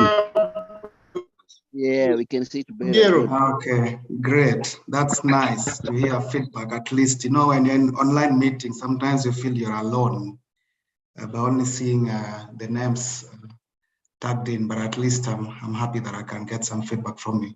So basically, this presentation will be, I'll take us through in terms of the outline. What I will cover is just a familiarization, because we all know what topographical survey is and what it means to us. Just take us through on the purpose of topographical survey, why do we actually carry it out? Then I'll dive directly into the methodologies that are available that we use currently. Of course, there are many because the technology keeps on changing all the time, but the principle still remains the same. And in that, we'll just go through the site visit, control, the detail picking, the processing, and the map compilation in that way. This will be followed by the technologies available, both terrestrial systems and airborne systems. And as you're aware, due to technology, terrestrial systems, there's the passive systems and also the active systems. So we'll briefly touch on that, not in detail. Some of these can be read in our libraries and also through the internet. And thereafter, we'll go to the standards on how we need to present topographical survey. Purposely for candidates who are sitting the examination this year, these are a very important area for you to go to also listen through and see what is expected of you when you'll be submitting your documents for purposes of the examination. And for candidates who are preparing for the licensing as well, I think this is also one good area that will be very interesting for you. Then you've got the non-title survey standards. Basically, this is on engineering surveys. I wouldn't really dwell a lot on that, but I can say that we already have a documentation at the Secretariat that we always refer to when we're carrying out some of the engineering surveys in practice. Then briefly beyond that, we'll go through the basic applications. Where do we use it, and what actually does it bring to us as a profession? So that will be the outline of my presentation. And I hope you'll enjoy and will interact fully thereafter. So technically, when we talk about topographical survey, what do we actually refer to? Because the main object of why it should be done is basically the depiction of the real ground terrain, the features on the ground, presented either on a digital format or on a paper print. That is the main object. And what we are presenting on that paper print or a digital platform should be as accurate as possible, should be relating to the ground the way it is. As Surveyor Kinyua did mention when we were discussing the cadastral surveys, the information that we are collecting in the field should be a representation of exactly the way it is on the ground. We know we apply scale factors of different forms, but that will not really make it different in terms of what you're picking on the ground. It will only make a difference when you're printing it out into a paper form or showing it at different scales, wherever you are demanded to do. So the main object of why we have to, or the survey, topographic survey is required, is the relationship between what is on the ground and what we are seeing in a paper map. That's primarily is the core reason why we have to carry it out, because with that, we are able to do interrelated activities, which include planning on the particular ground, development of the ground, doing cut and fill based on whether you want to do a house or you want to do a golf course or want to do a road. All that encompassed are some of the reasons why we have to carry out topographical survey. But just in terms of understanding language, I know this is something that we've done in class before, and it's also good just to remind ourselves what it actually is. So topographic survey is just the process of determining the positions and elevation, both X and Y and Z, of the natural and artificial features of a locality. And this is basically to be depicted on a map to a form that at least we are able to interpret whenever we are faced with that kind of a situation. So the map should be as accurate as possible to depict the site features the way they were. And this could include maybe a building, an open land for that matter, trees, and any other natural or man-made features which are existing on that particular piece of land that you are carrying out the survey on. And this is now presented scaled into a format that you are able to see and visualize either from an office environment or wherever you're in the field to look at exactly, maybe you're carrying out a ground truthing. That is exactly what you might need to do. So as I mentioned earlier, the main purpose of carrying out this is to indicate the three-dimensional relationship of the terrain of any given area of land. Thus, the map itself provides the positions of all these points and are represented both horizontally as well as vertically. As we are also that value, which is the elevation value, which sometimes called the relief. It also has to be picked because when you're doing a topo map, the key feature there is to be able to know the relationship of the height of a particular point from the next. So that also boils down into the information that you're presenting so that you can be able to present the data and provide also the contours that are in relation to provide the main information that you're presenting to a client for that matter. So a plan, on our plan, the relative altitudes of the points can be presented by either shading hatches, form lines, or contour lines. These are different ways of presenting the height values on a particular contour. In addition to this is the relief that is also expected to be presented on the particular map. This will include the streams, the rivers, the lakes, the trees, as well as any other artificial features such as the as-built aspect of what we see, like our highways, the railroads, the canals, the townships, houses, fences, and road property lines. So all these are important and they're the ones that basically define what a topographical map is. Then the act of doing that is what we call topographical survey process. So as I mentioned also, there are different methods that can be used in carrying out topographical survey, but the principle generally is the same. What basically drives the difference is usually the technology that you're applying to carry out the work. But as we know from school, what always has happened is before you carry out a topographical survey, you are required to go and carry out a reconnaissance on the site itself. That is very key because it will inform you what systems, technologies that you might need to apply when you're carrying out the work. For instance, you might be having a 1 acre piece of land, but it is fully vegetated with overgrown trees and things like that. So if you're using a technology that you're not able to capture from the beneath the canopies, then that will not really give you what you're looking for.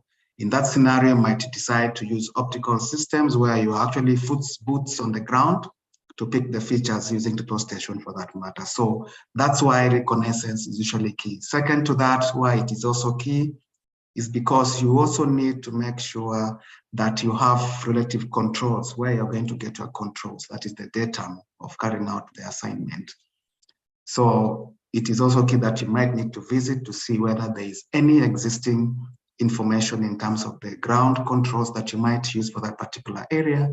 In case there is none, then you might expand outside the project area to look for existing controls, or you might need to bring in or transfer control into the property using a GNSS system so that you can be able to complete your assignment. So those are the critical things that you've got to consider, especially when you're carrying out the reconnaissance survey for purposes of carrying out the topographical survey. So followed to that is the establishment of the controls. And also this also means the controls being the horizontal values and also the vertical control. And in this case, there's the X, the Y, and also the height value. All these are very key because it is from that particular control that you'll be able to finalize on your survey. You cannot be able to carry out a topographical survey unless you have controls properly transferred to the property of interest. And this also applies in any other services that we are called upon to carry out, which demands a surveyor to be involved. Even in cadastral work, you have to bring in controls. So control here is a fundamental requirement that is required in any of the survey processes or activities that defines what we want to present to an end client. Moving forward, just still on the control, as I mentioned earlier as well, the vertical control is very important since the map must indicate the relief or the third dimension. And primarily for all the designs that are carried out on topographic survey, the third dimension is very critical because it informs how, in terms of relief displacements, what is higher against what. If you want to build a structure or build a road for that matter, how will the profile look like? How will the cross-sections look like? And what will be the cut and the fill in that particular area? That's the reason why vertical controls are key in every aspect of topographical survey. And you can be able to transfer the vertical controls via existing benchmarks, which could be within the area. If there's none and you have to transfer from a longer distance, you can either do leveling to transfer that particular vertical control to the project site, or if you are near a railway network, you can also be able to adopt those and use them for purposes of carrying out your survey. And the methods that can be used here, either spirit level or a GNSS system that can be able to compute properly and get the relative height for purposes of carrying out your topographical survey. So these are just good examples to graphically to show the leveling aspect of transferring controls and also the traverse exercise of transferring the horizontal control to the site.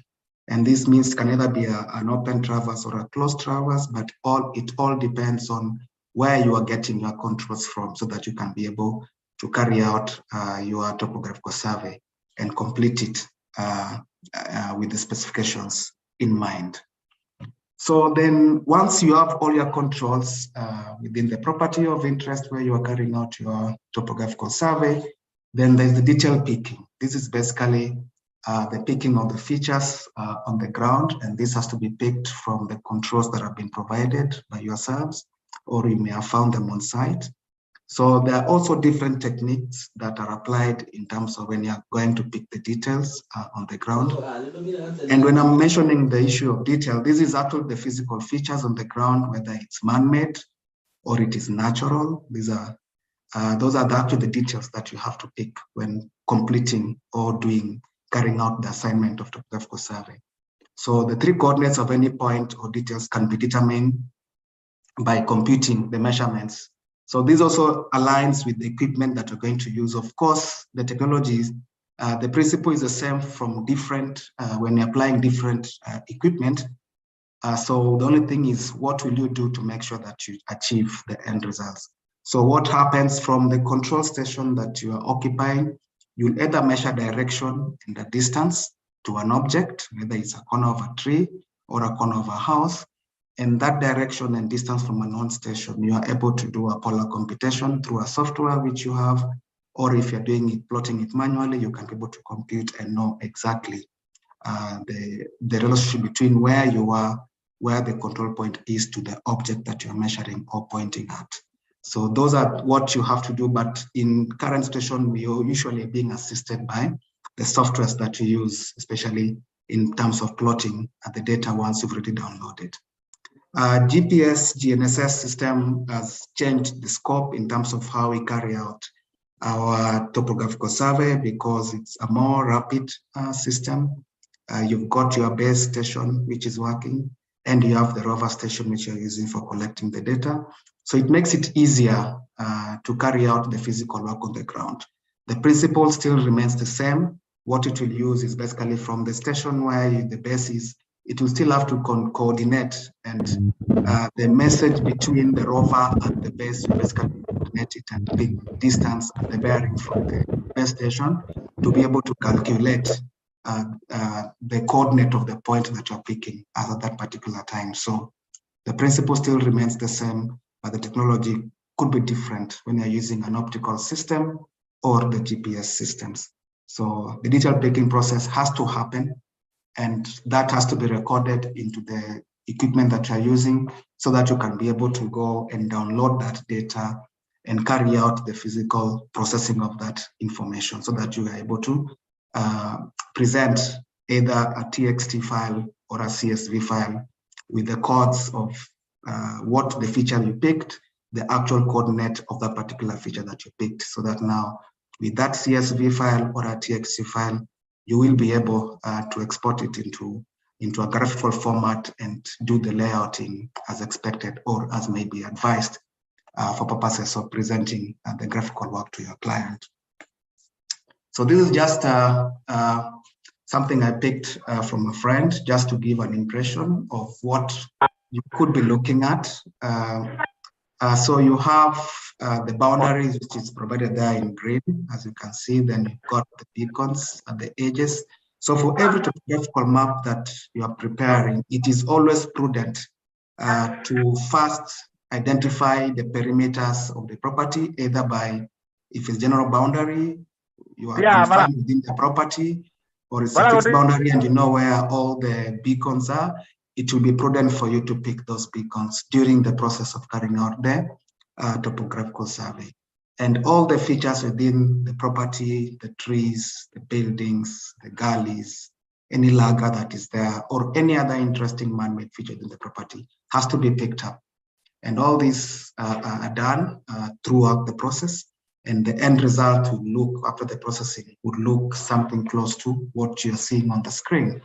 Then there's the other additional information, as you might see, the spot heights which are there, the trees which are there, the direction in terms of the dimensions of the property, the north arrow, all this part and parcel of the presentation of a topographical map.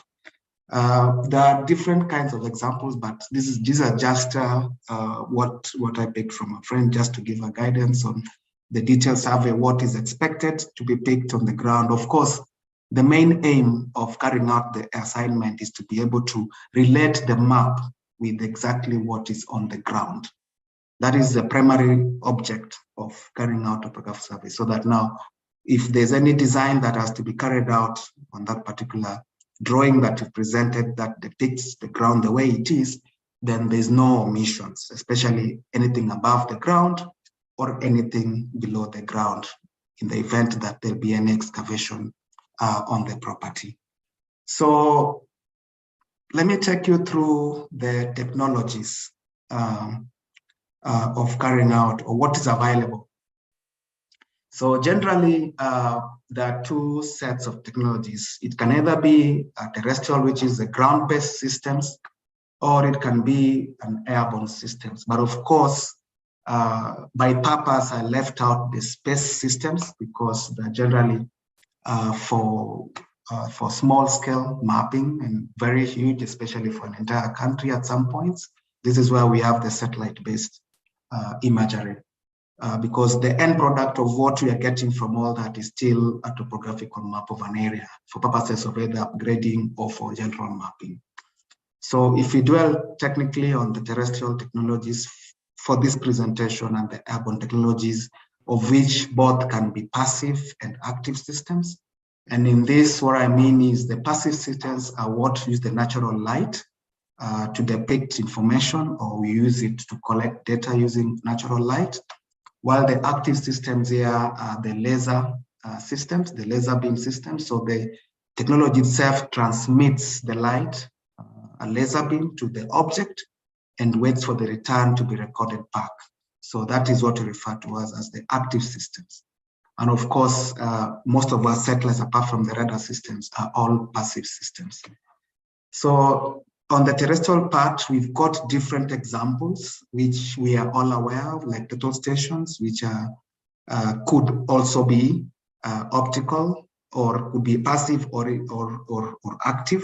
Multi-stations is a multiple of optical and also active systems. So they are one unit which has all those capabilities, and also can be able to scan a surface. So those are multi-stations. Then there's the laser stations, basically for scanning for road networks and all that. So these are different technologies that can be applied, and all of them are under the terrestrial technologies because you are based on the ground in carrying out the assignment. Then there's the airborne technologies.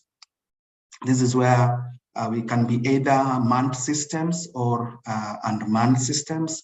So the manned systems here is where we use the aircraft to carry out the work, and the unmanned system here is where we are using the UAVs, basically remote control systems, to be able to carry out the topo work. So, but the instruments that are carried with these particular vehicles are all unique in their own way. They can either be passive or active. So a drone could carry a camera, which is a passive one, or a drone could either carry a laser system, which is an active system, but the platform is unmanned. The same also with an aircraft could carry either of those. So the technology will be different in terms of either being active or passive. So all those are still technologies that are applied in the current state and what we're using to carry out topographical surveys. These are just graphical presentation of what I picked, just to give a highlight of what you mean. Total station is there. The second to it is the multi-station, which is both robotic at the same time is also a scanner.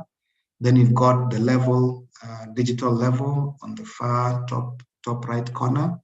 That is also a new system that is being applied in technology-wise. So even levels now become multi-station level machines. So they're able to carry out the work robotically by you just working with the receiver, wherever you are, wherever you point to the system, it will be able to give you the level of that particular area. On the bottom line, the second one is that's a Pegasus system for carrying out road surveys, basically for inventory mapping. The technology has already gone beyond this. These things. This was Pegasus 2. Now we've got newer system in the market which are more robust, but indicatively the end goal for all this, what we are trying to show here is These are the systems that are being used to carry out work on the ground, and the end result is still a Topo result. Then you've got the GNS systems, the extreme bottom right, and they're also different, got different systems in the market which are being applied for purposes of carrying out topographical work. Impress in terms of imagery, again, we've got the drone in the top left corner, and the different drones we have in the market now, which we are able to use for carrying out topographic work. The aircraft are the same. The system on the top right corner, this is just one of the equipment that I picked. There's the DSS, there's Lakers. There are many, the Eagle Eye. There are many systems that are currently in the market. And they're there to serve our purpose, and it is us now to decide which one will be suitable for which particular activity that we are carrying out at that particular time. Then the bottom line, it's an aircraft in session, just to give an impression, also a small drone on the other part. So it's the scalability of the technology that we're referring to here. There are systems that we can scale up into a different platform, and the system that you can't really scale up to fit into another system. So that's just an impression that different systems can be applied differently, but the end result still is a topographical map of the surface upon which those systems were used. On the bottom right is a LiDAR data with all the structures on it, the vegetation. So you're able to extract directly from that and build up a 3D map of the surface upon which that data was extracted from. So those are just the systems, the vehicles that are used, and the products that we could end up with in either scenario. But remember, the key thing is the bottom line of all these technologies is the presentation of a 3D map or a 2D map, depending on what the end client will be looking at and at what scale that data will be presented at. So on the issue of the standards, because I know this is very key for all of us, and how we present our data, especially for the candidates who are sitting the examination this year at different levels. So there are documents that have been presented, there's survey regulations which are there, which you can also use, and most of this information has been extracted from there. So what we are saying here is that the standards of topographical survey are well defined in our instruments of practice. You are able to pick them and also go through them. So this is just a highlight of what is in those particular documentation, both for purposes of examination and also for general activities where a client would call upon you to go and carry out a topo survey for purposes of carrying out an exercise for development. So, but we are saying here that if it were best, in most cases, the surveyor should be controlled or connected to a national datum. That is very fundamental. And the event that you're not able to get any national control close by where you are carrying out the assignment, then you are allowed, you can be able to transfer from any other existing, from a road network within that particular area or a railway network, whichever you can get closer to your project area. Then it is always fundamental to be able to pick the boundary of the particular property or the station where you're carrying out the work. So boundaries here is to give a limit on exactly what area are you going to carry out the topographical survey. You cannot endlessly just do the topo work without defining the boundary of the property of interest. So it is always key that when you're doing a topo survey, you've got to pick the perimeter of the property and also provide that as a feature on the map. So in terms of making sure that your controls will be there in the future, it is advisable that the control points that you introduce into the ground are well concreted, but buried underground to serve for future references. In most occasions, we always see when you go to the ground, you mount a proper control, but it is above the ground, not knowing that in the future, you might still use it, or during the development of that particular property, the developer might still use it, especially if it is heighted. So these are some of the things that we need to always be alive to, that whenever we are providing controls, traverse controls, we need to follow the regulations and use the standards that are allowable for us. In continuation as well, Leveling should be done in both directions. This is at the start and the close of any non-benchmark. It is critical that this is also done. We've seen scenarios where leveling is not done on a topo assignment, especially because technology has made it so easy for us to keep on using RTK whenever we are carrying out any topo work. But ideally, the principle is we need to be able to carry out leveling whenever we are doing our topographical works. This is purposely because spirit leveling is very accurate compared to any other method that you may be able to have in carrying out slope measurements. Traverse should close to accuracies of 1 in 20,000. This is what is defined in our regulations. But generally, even up to 15 sometimes works based on whatever project site you are.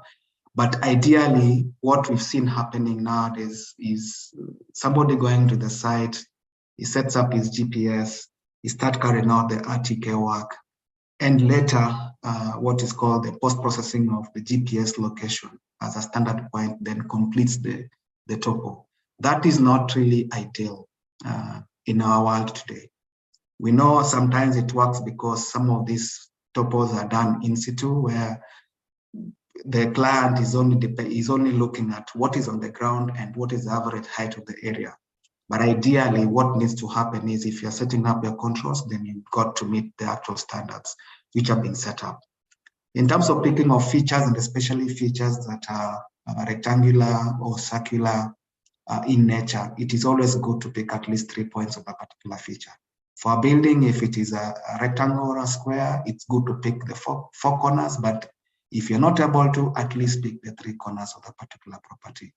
For objects like tanks, which are either above the ground or underground and are circular, it is always best to pick 3 corners, at least all around the property, all around the tank, so that you're able, whenever you're going to plot it, it will give you the accurate dimensions of that particular feature that you're picking. For trees, be picked just as a point, but remember you have to do the gap measurement for a tree, for instance, especially if it is an architectural drawing, topo that you're carrying out, and also estimate the canopy of the particular tree that you are picking, because it also has an effect in the design that will be set up on that particular grounds. Then there's the floor levels, which are also very key, especially on existing structures on the ground. It is good to know what is the actual floor level of a building, especially if it's a story building or even a single story building. You should be able to, as a requirement, to pick the floor levels. And there's a way in which it should be depicted on a topographical map. Building types, either permanent or temporary, should be indicated in the same way. And this also applies directly to purposes of presenting for purposes of examination. These are all key points you need to look at, because the examiners would also go through that and just confirm that you are actually aligned with the specifications and the regulations of carrying out the topo survey. Anything underground should be marked out, and there's ways of presenting that, especially the lines, they should be dotted in a way. The culverts should be picked and properly dimensioned. The invert levels should also be picked and also plotted out, especially where redevelopments happen. And this is where somebody would want to build another building within an existing developed area. So they like to know exactly, let's say, the depth, the invert level of the existing seawall, the invert of the water lines, because they're all important for purposes of carrying out a detailed design of that particular structure that should be set up in that area. So as the surveyor in charge of the topo, you should be able to pick all that information and present it. All utility lines, water, electricity, telephone should be accurately surveyed. You have to do it, it's inevitable. Don't avoid the guesswork that the line cuts here, but in reality, it is not.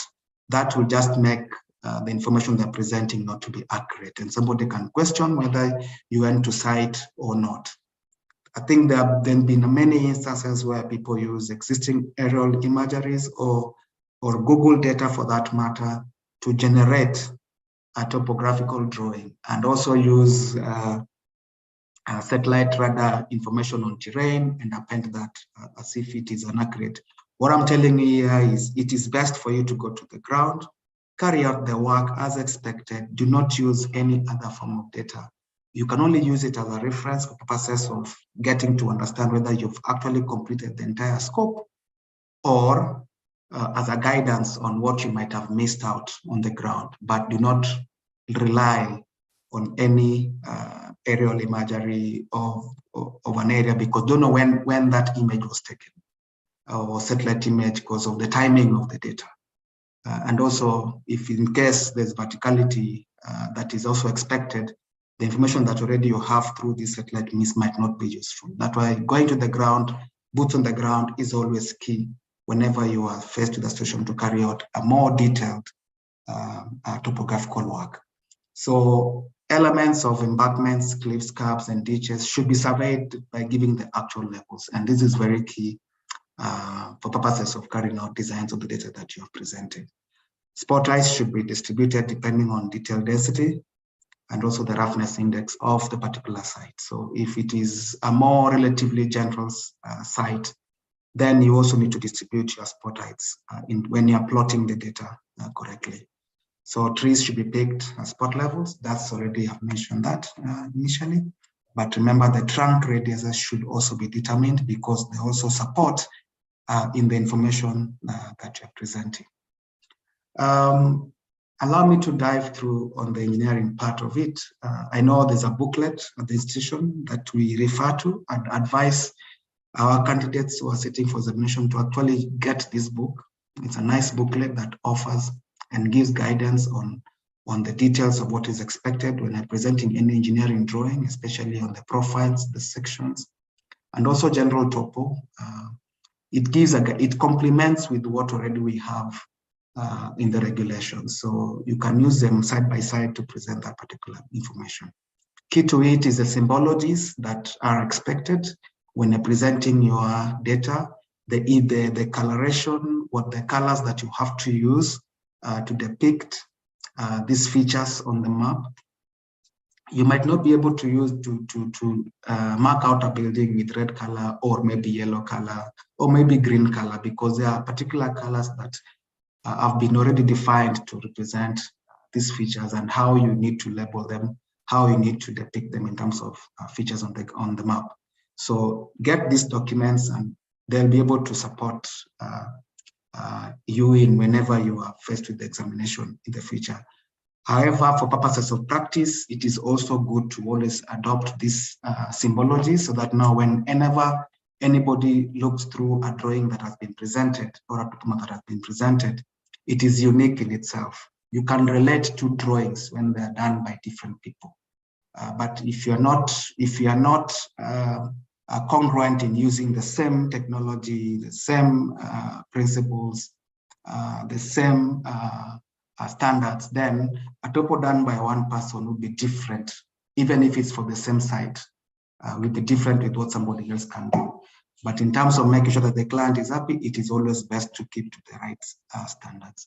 So just for roads, I know this for road, whatever we do for road surveys would apply to all the other technologies. That's why I only mentioned something on the roads, that we need to pick all the points in the road. These are both the center line, the edges of the carriageway, all tops, bottoms of the drain, tops and invert of culverts and bridges, lamppost, any other infrastructure along the road, what we call the road furniture.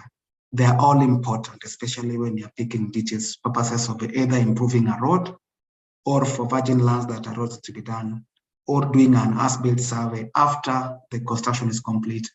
All this will be still key in terms of presenting the final results to the end clients.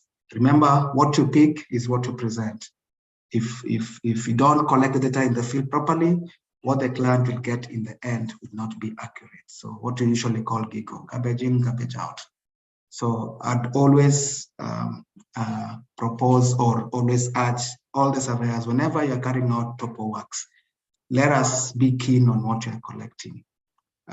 Let us always make sure that the symbols you're using for purposes of presenting that mark is the same as what the regulations presents, because that is the way that is expected.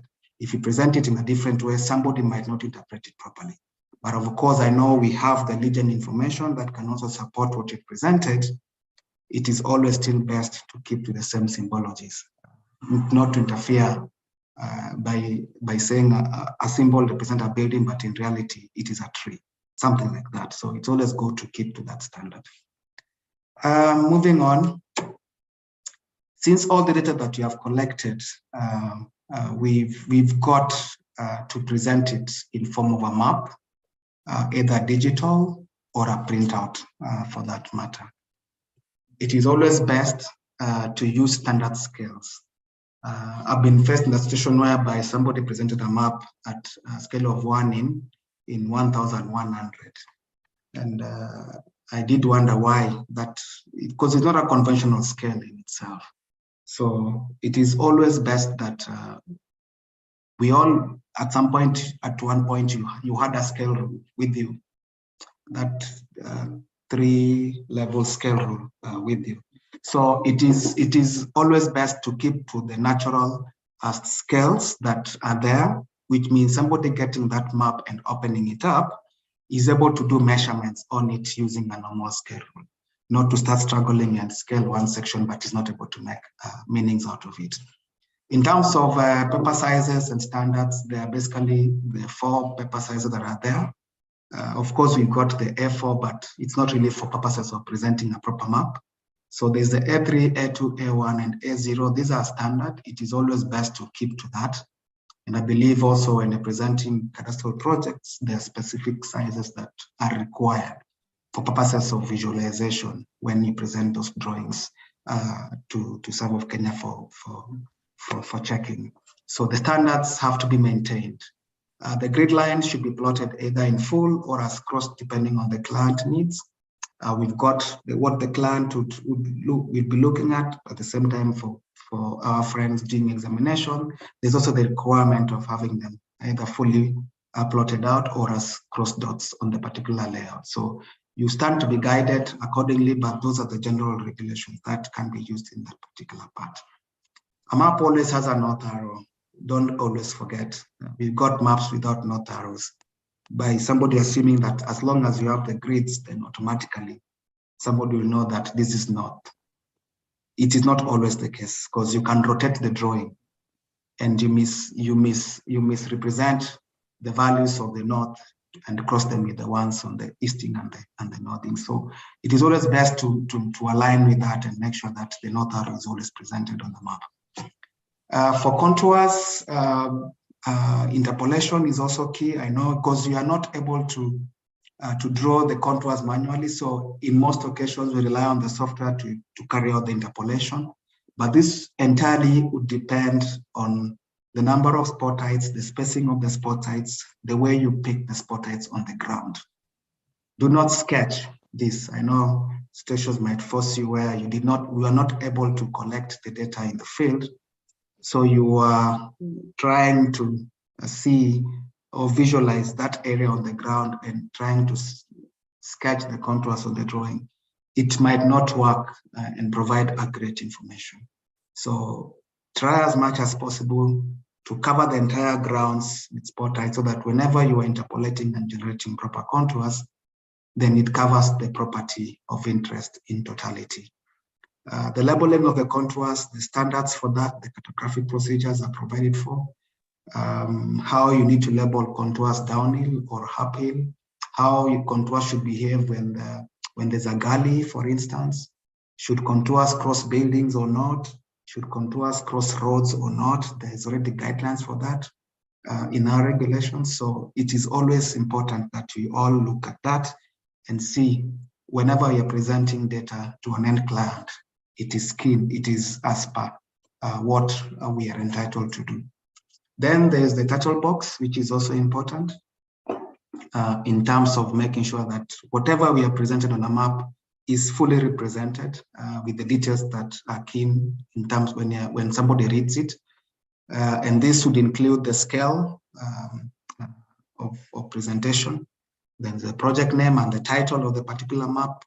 The name of the client is also key, the scale of the drawing, the date that the survey was done, especially the finishing date of that particular survey, the north point, which is a north arrow, and a legend showing all the features in the map. We know whenever you look, a good example is the 1 to 50,000 maps that we have as a country. When you look at any map, they are the same. The reason why is because the legend is the same, the colors, the symbologies are the same. If you are only able to adopt similar standards, even in the private practice, as per the regulations that are there, somebody looking at a map from a different consultant, they look at a map and they say it is the same as a map that could have been provided by any other consultant. So that somebody looking at the survey profession, they feel like these people have standards to use. But I'm afraid I know people always reinvent the wheel and provide information in their own way. But a legend, if we were to adopt a proper legend, then a topo sheet, the 1 to 50 would be a very good example. And of course, I know from that basis, we've got the regulation that are also providing for the same. There's the compilation notes and acknowledgements on the map, especially for the GIS maps that we have. So that is also very key, and we need to be able to provide information about the particular map. The datum is also very key to provide that, because during the reconnaissance, you are able to get the information and any other prior data about an area. All these are very key whenever you're presenting a map to a client.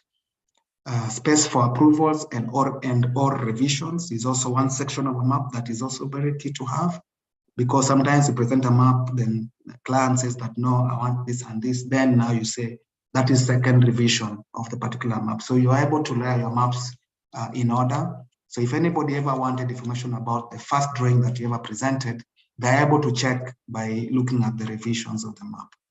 As a surveyor, you also need to put either your company name or your name on the and contact details on the title box, because it is important to take ownership of what you've done. Location of the survey or the property is always good to have that. And any other disclaimers. And I know this, not many people apply this, but it actually saves you a lot to put in a disclaimer on a map. And especially in areas where you're doing a survey and you're faced with a swamp at the top, at the bottom side of the property.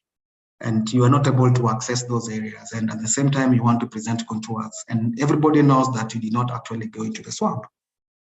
So there are many scenarios that, or in a forest, for instance, which is so bushy, and you are here trying to generate contours in a forest, and you are not able to occupy those and pick spot points for that matter. There's always the disclaimer part of a map that you need. You can use that to strengthen the product that you're presenting to an end client. So if you're not able to occupy areas on the ground, then use the disclaimer to support that on this section of the map, we're not able to occupy it, and kindly ignore the contours in case they're there, or the contours are not there because of 1, 2, 3.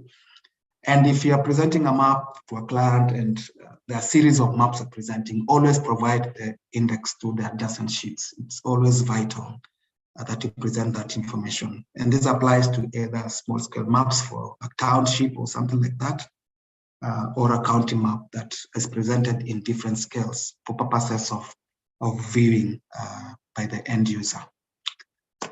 And that takes me now to the applications, which are generally, I've just highlighted based on the scale, because that is the key on small scale applications and also on large scale applications.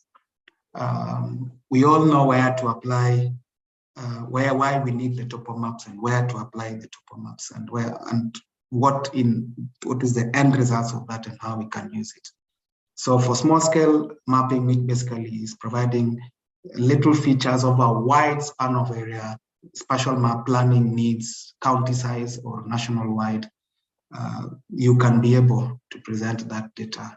As long as you've collected it, you should be able to scale it down to fit into either a small scale map or a large scale map. Updating updating country national maps is one other application. You need to collect the features on the ground and present it using different methods which are scalable depending on how much the budget you have vis-a-vis the timelines you have. military maps, disaster maps, agricultural maps, all those are the applications. During road construction of projects, you have to carry out topographical surveys because there's a design that has to take place at the end of that particular topo survey that you're presenting. And that applies to either dam walls or constructing new dams or an airport for that matter, or any other artificial feature, that structure that needs to be built up. For large scale applications, these are small urban maps, let's say for the center of the CBD where you want to do maybe 2 or 3 buildings in that area, you are able to carry out a topo map of that and present that information, especially on the underground survey part. Urban maps provide that good feature for that. Neighborhood maps, architectural planning purposes, small development area, a small farm where somebody wants to do small irrigation for purposes of planting some food, you have to carry out a topo map so that you can be able to relate how whether you're going to pump the water or you're going to use gravity. So those are the areas of applications for large-scale maps. Small dams, small bridges, power stations, all those areas are areas of applications for our topographical maps. I've tried to catch up with time. I know it's about almost 16:30 and I was to end at roughly half. So I've tried the much I can. I know I've been a bit fast, but we have all learned together on this. So back to you, moderator. I think I am done. Thank you, Wycliffe. I hope you can hear me. Yes, I can. Yes, we thank you for your presentation.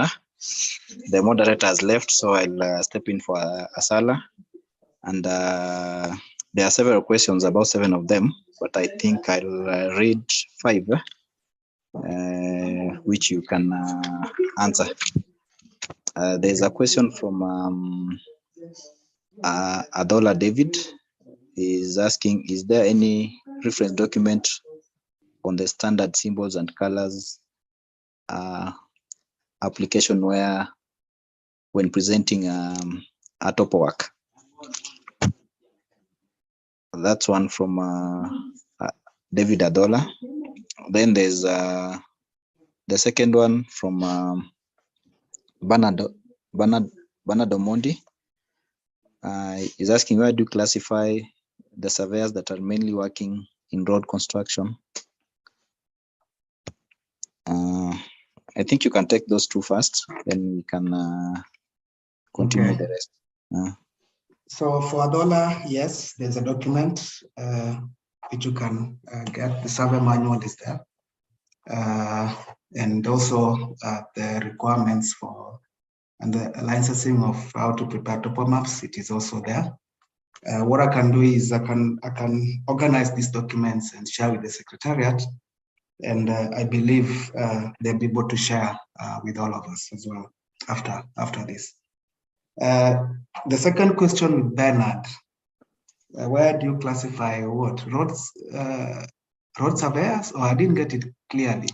Where do you classify the surveyors that are mainly working in the road construction industry? When you mean classification, is it the practice or classification in terms of licensing or classification in terms of?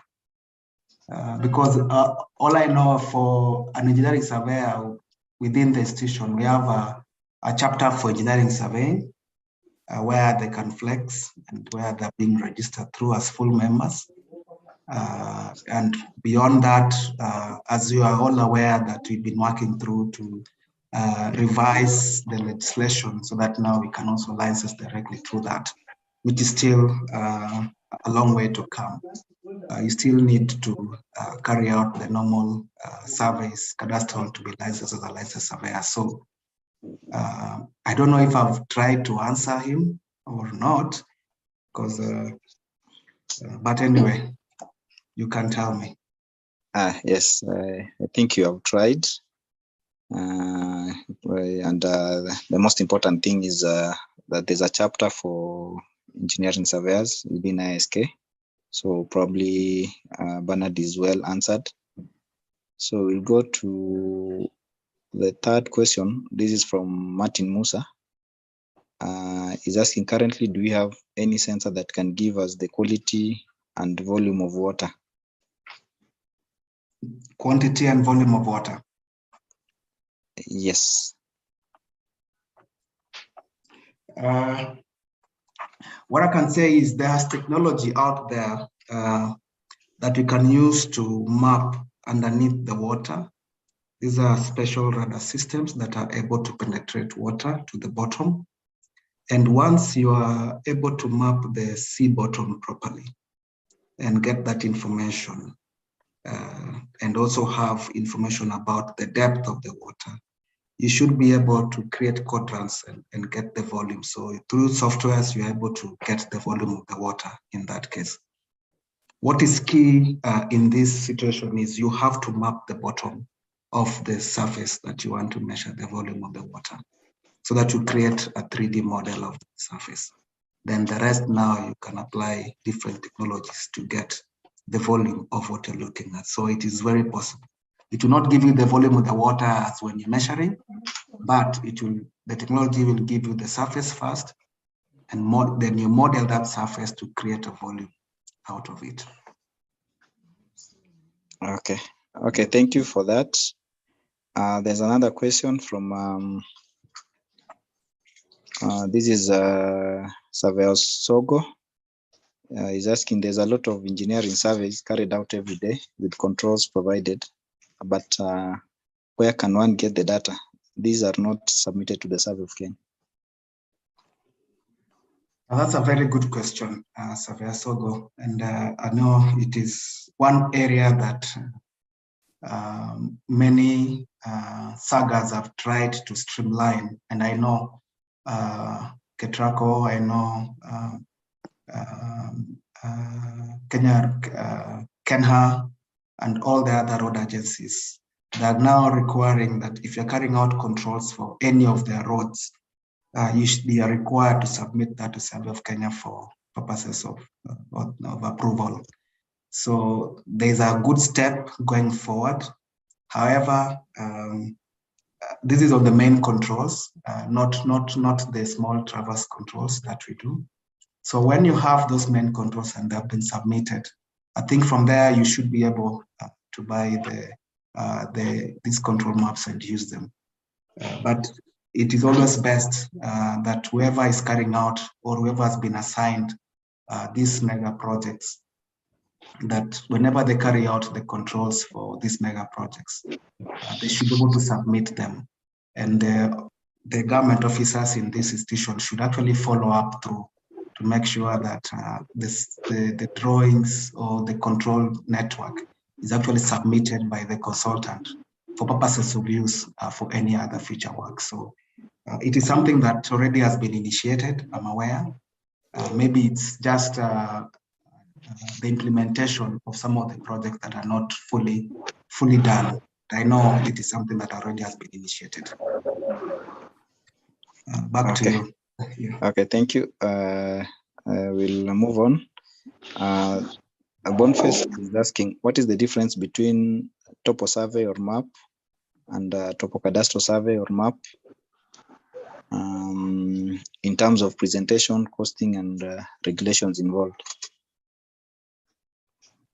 Topo Cadastral and Topo survey. Yes. That's a very good question. I would ask back.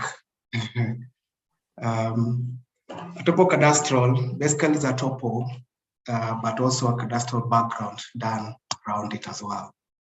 And it's a full map that will give you the abattles of the property area, the dimensions of the property, as well as the position of the beacons on the ground, and also the detailed features within the particular property of interest.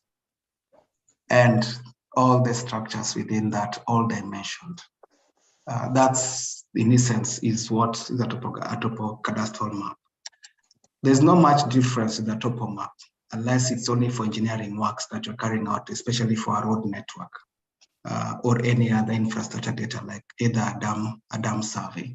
where you provide the data for purposes of engineering design. So there's a really thin line between saying a topocadastral drawing and just a topo map in itself. I would basically call it one and the same thing, but we stand guided by my seniors in the room in the event. They're still in here.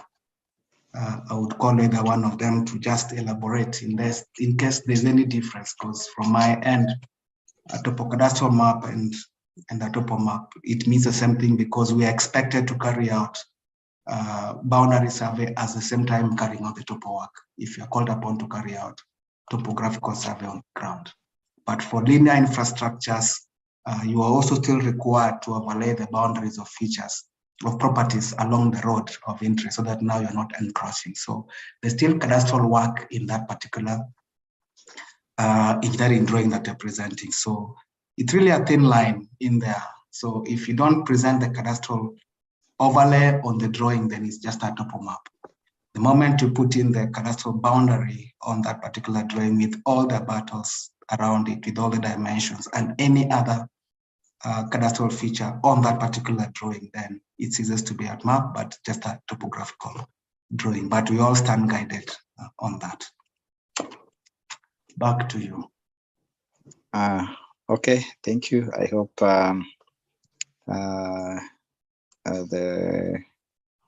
Boniface has been answered. So I'll take like 4 more. Then the rest I think their questions can be compiled, then they'll be answered in the emails. We have Wilfred Mutiga. Yes, please expound on what you mean by leveling should be done in both directions. Just then another question from him is, where can I buy a survey manual? Why has it not been updated to depict the use of new technologies in use in Kenya today? Okay. When I say leveling in both directions, is you have point A and point B. You have to start leveling from point A towards point B. When you stop there, then you do another cycle from point B to point A. That's starting from both ends, so that you can at least be sure that the variances you're getting are the same on either direction. And compare that and contrast. So then you can average that and apply that as the accuracy element when you're carrying out. So that is leveling from both sides. It is always unique, especially for in a development site where you want to do a lot of excavation, especially do a lot of cut and fill. It is always advisable that you do that because it will give you the accuracies that you require in terms of the volumes. Where can you buy survey manuals? Very interesting question, but I cannot give you a good answer on that. But you can go to Survey of Kenya and request for the same. I'm not so sure if ISK has any of that, but since they are represented here, they can give us information on that. Or Christopher, if you're still there, where can we buy any survey manual? That's a good question. I'm also not sure whether it's available on sale. Our senior surveyors, some of them have hard copies. I was lucky to have gotten a soft copy, a friend shared with me, but perhaps Survey of Kenya could be having a hard copy, but that perhaps, I don't know whether the director is around, he would have helped us or anybody working there at the moment. So we don't have a straight answer where, but there are some soft copies in circulation, and some old members, the senior surveyors have hard copies, but I stand grounded. Surveyor Kenya. Yep. Surveyor Kenya, let me assist a bit there. Yes, thank you, Julius. The survey manual were in form of booklets, hard booklets, and then it took some time for them to be published anymore, because I think it had been overtaken by events. Because I remember we started trying to review it in the year 2000. But from that time, we have, I think Survey of Kenya have not reviewed it. The only thing they did is they scanned the old copies, and if you request the director of surveys, he will give you the hard copy, the soft copy, sorry.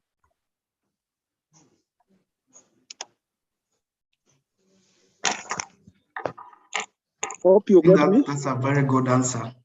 Okay. Yeah, thanks. Okay. Thank you, Julius. Wycliffe, we have, I said we'll take 4 more. Now we will go to the next. There's Emmanuel Kipto, who is asking, when creating a surface or generating contours, example having picked points top and bottom of a culvert, should I include the top picked points when generating contours? Yeah, that's another good one. The invert, you do not contour invert level of a culvert. Not of a culvert, but of a manhole. You do not do that because that is not the actual surface that you're dealing with. There's a built structure in there. Otherwise, for drain lines, where you have open drain lines, you should be able to. But at the top of the drain line, you have to use, there's a name for it, a break line, so that the contours will run more or less parallel until the point where the drain line level and the top of this, from where the contour began, is more or less the same. Use a break line so that now you can be able to. When generating the break line of on areas where we have drain lines, you should be guided to use regular intervals along the edge of that particular drain line. If you do not do that, then our softwares will basically still have contours crossing over as straight lines. So, and that's why I was saying that whenever you are faced with a situation where you have to pick detailed data on a topographical site, you need to pick as many points as possible, especially where we have manholes, where we have these open drains, the edges of buildings, the point where the trees, you need to collect as many points, also flat surfaces, of course, because that information will be, you will use to reprocess your contour so that now they're more depictive. Like in a situation where you are cutting across a road, do you have a contour of a road, or you need to cut the contour at the edge of the road? And if you do so, we do have that contour crossing a drain line if there's no break line. So some of those are the issues that we have to be keen on when you're presenting that data, especially on large scale. Like for buildings, on the edge of a building, the 4 corners is important to pick those as well, so that you can use the edge of the building to be a break line on that particular building, so that you don't have contours crossing over the building in itself. In case there's that situation, because we use different softwares, you need to click those out and do not show them. You cut them off. So I believe I've tried to answer that question. Okay, thank you. I'll now go to the next one. This is rather not really a question, but maybe an observation from Martin Musa. I mean, they know that there is a booklet for non-title surveys for 2006 where Topo surveys fall. My request is that we can have a team that can update the booklet to make it acceptable. Clients have been asking on what basis are we charging our Topo surveys. Survey regulation is not clear. Wycliffe, do you have a comment on that? The observation? Yeah, I do. I actually do, because when you are still at the institution, of course, you are still by proxy. We had initiated a small committee to look into the revision of the non-title surveys booklet. And of course, we thank our seniors who worked on it initially. but because technology has really changed over time, and surveying is one field that technology changes every day, it would be prudent to reinitiate that committee from the institution to relook at the objects of what was reached at as at that time when we were looking at the same. And of course, bring in more new members aboard so that at least we can have a more up-to-date manual. But at the same time, of course, we will stand to be guided on that. We did a very good piece of legislation in terms of preparing the draft 0, draft 1 of the Survey Act that was being prepared. And some of these were already captured in that particular document. We may try and check where that has gone, but already I know that there's a team in place to work on some of those changes as may have been proposed. So back to you, Edgar. Okay, thank you. I think I'll do the last one. Then the rest will be tackled through email.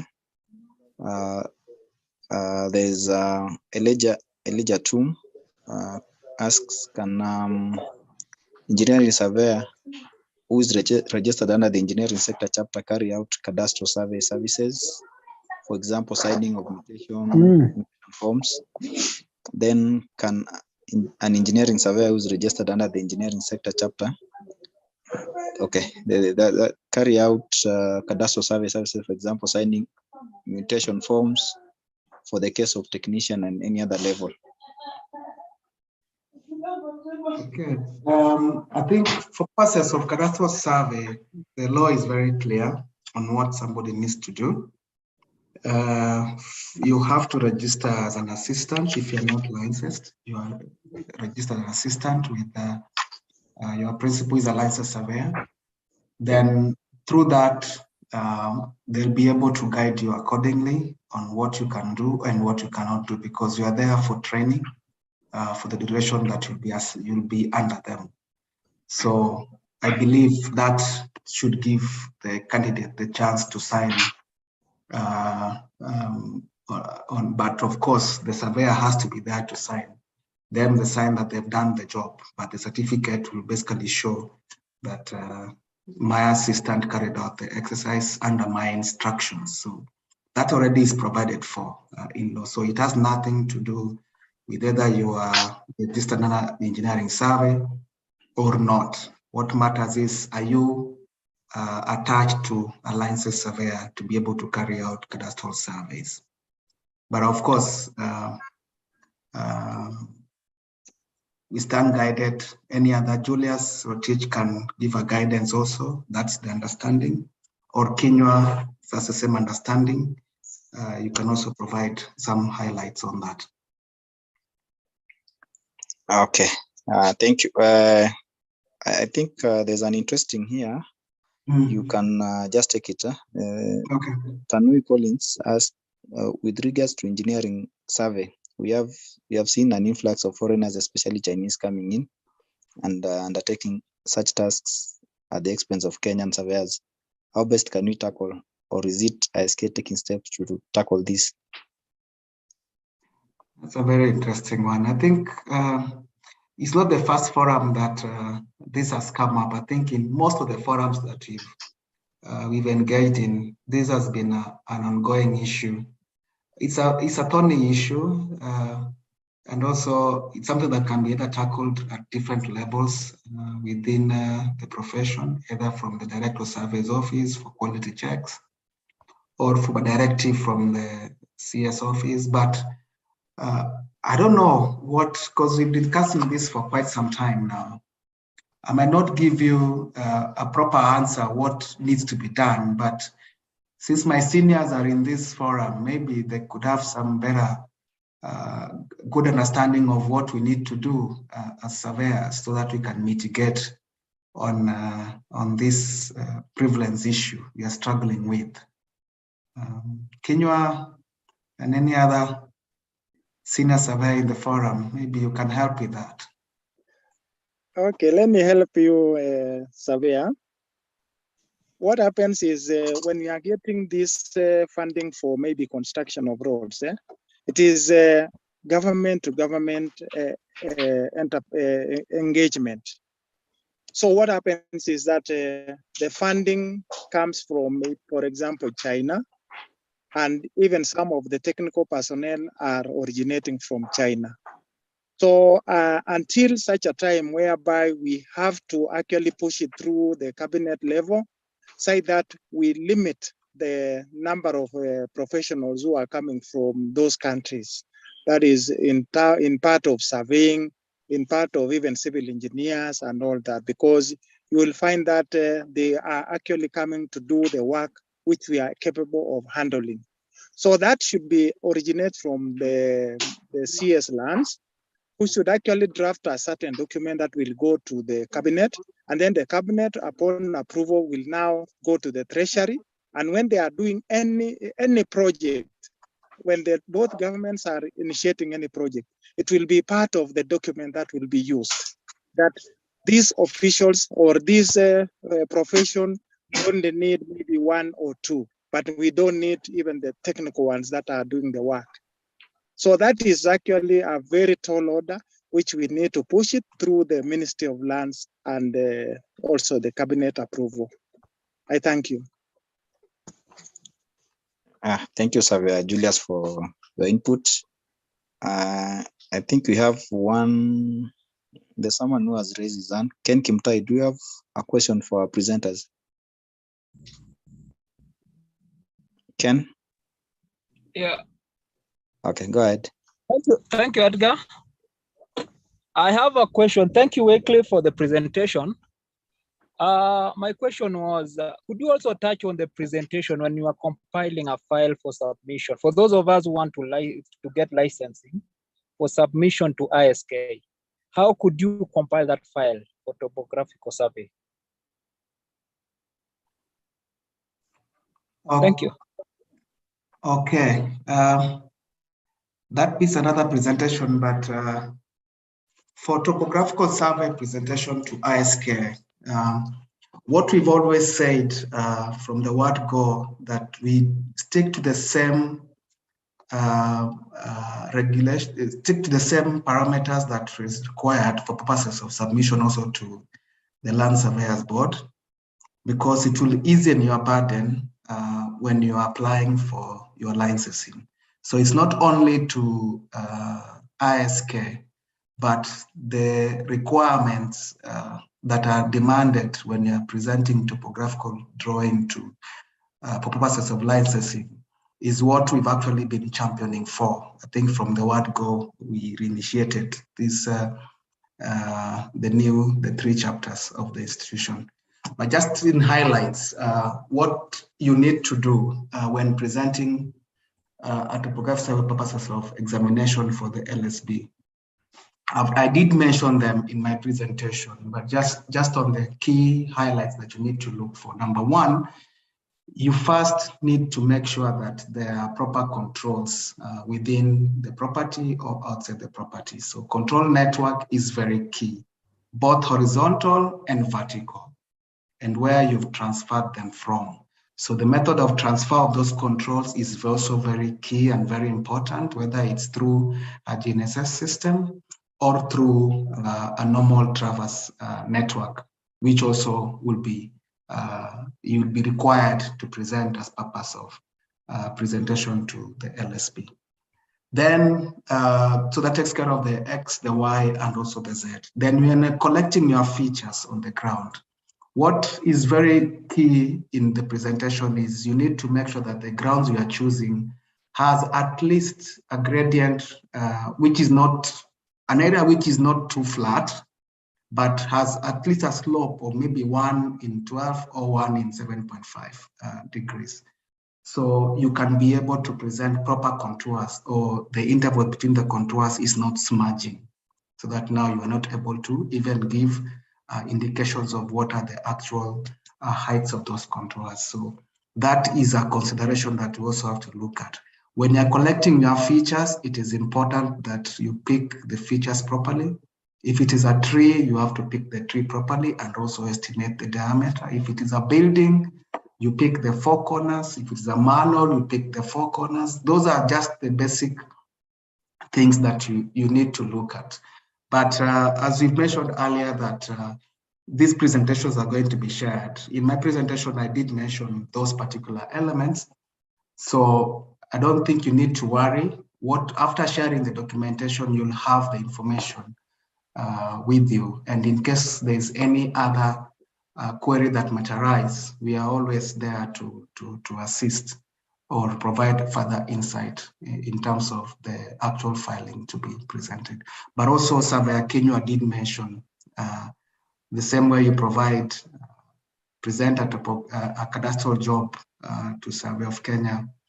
There are things that the survey report that you have to attach. In Topo work, you also have to present a topographical report, which shows where the project is located, the method statement the results that you achieved, and also the remarks at the end. Then the data itself plus the list of coordinates. So all that is there in the presentation, and be able to pass this to the Secretary for purposes of passing it to the candidates. So I've tried. Back to you, Edgar. Okay, thank you, Wycliffe. And I think we'll end your session at that point. On behalf of the geospatial chapters of ISK, I just want to thank our presenters, Surveyor Kinyua and Surveyor Wycliffe, for the good job, with the good presentation. Indeed, the feedback is good, and we hope we'll be doing more of these sessions more oftenly. I also want to thank our members who have attended in big numbers. Actually, there's a time we were over 250. So thank you so much for taking time to attend. I'll take it back to Pendo so that we can end our session. Okay, before Pendo, I'll ask our chairman, Bwana Maina, John Maina, if we can say a word. Okay, thank you, Edgar, and the moderators and the session facilitators. It was really a wonderful engagement, and we shall be striving based on the feedback from members to be giving more technical presentations. We shall also seek to embed them as part of chapter engagement so that we can have some brief ones during chapter meetings. We just share for 20 minutes so that we can mentor one another as we grow together, because knowledge is dynamic and there are emerging contemporary issues that we need to sharpen one another. And nobody is a central source of knowledge. So everyone shall be contributing to improve the knowledge of the other. But for the young upcoming surveyors who are asking about the RSB, I can affirm that there exists a guideline on the details on requirements of a topographical survey for presentation for Land Surveyors purpose, and it's available from the Secretary Land Surveyors Board.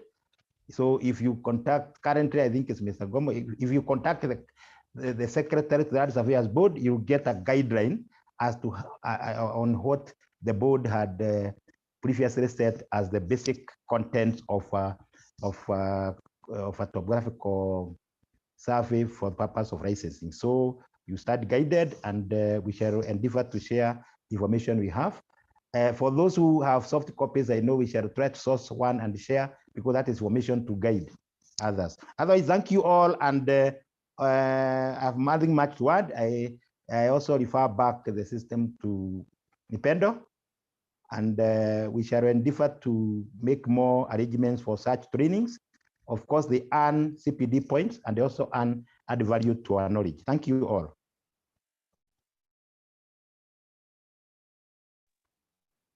Pedro, over to you. Thank you, Surveyor Maina. This is Peter. I'm standing in for Pendo. Thank you all for finding time to attend this training. We'll share the presentations after this once we get them from our presenters, and we will share in the different groups, WhatsApp groups, and And also you will, for those who registered in our online portal, you will receive the CPD points by end of today. Thank you all. Asante sana. Good evening to all. Okay, bye.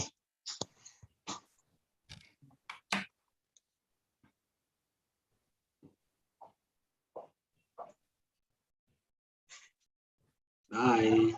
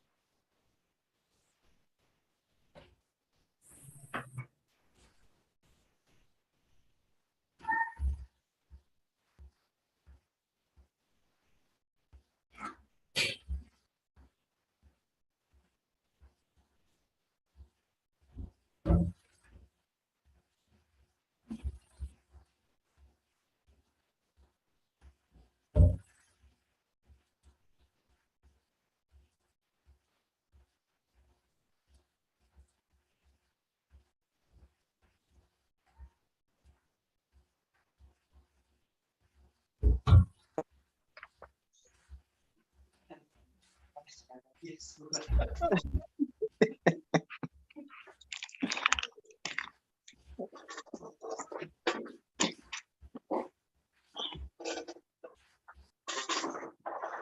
You are not going through the escape out of the totally.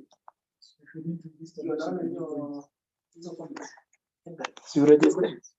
Ade? Kuna nani hizo question? Azuri kwa chat. Oh, kwa chat. Okay.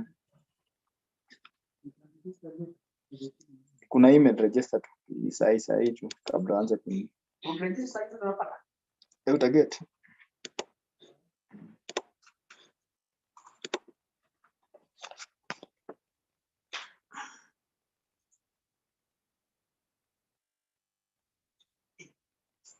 Ikazima hiyo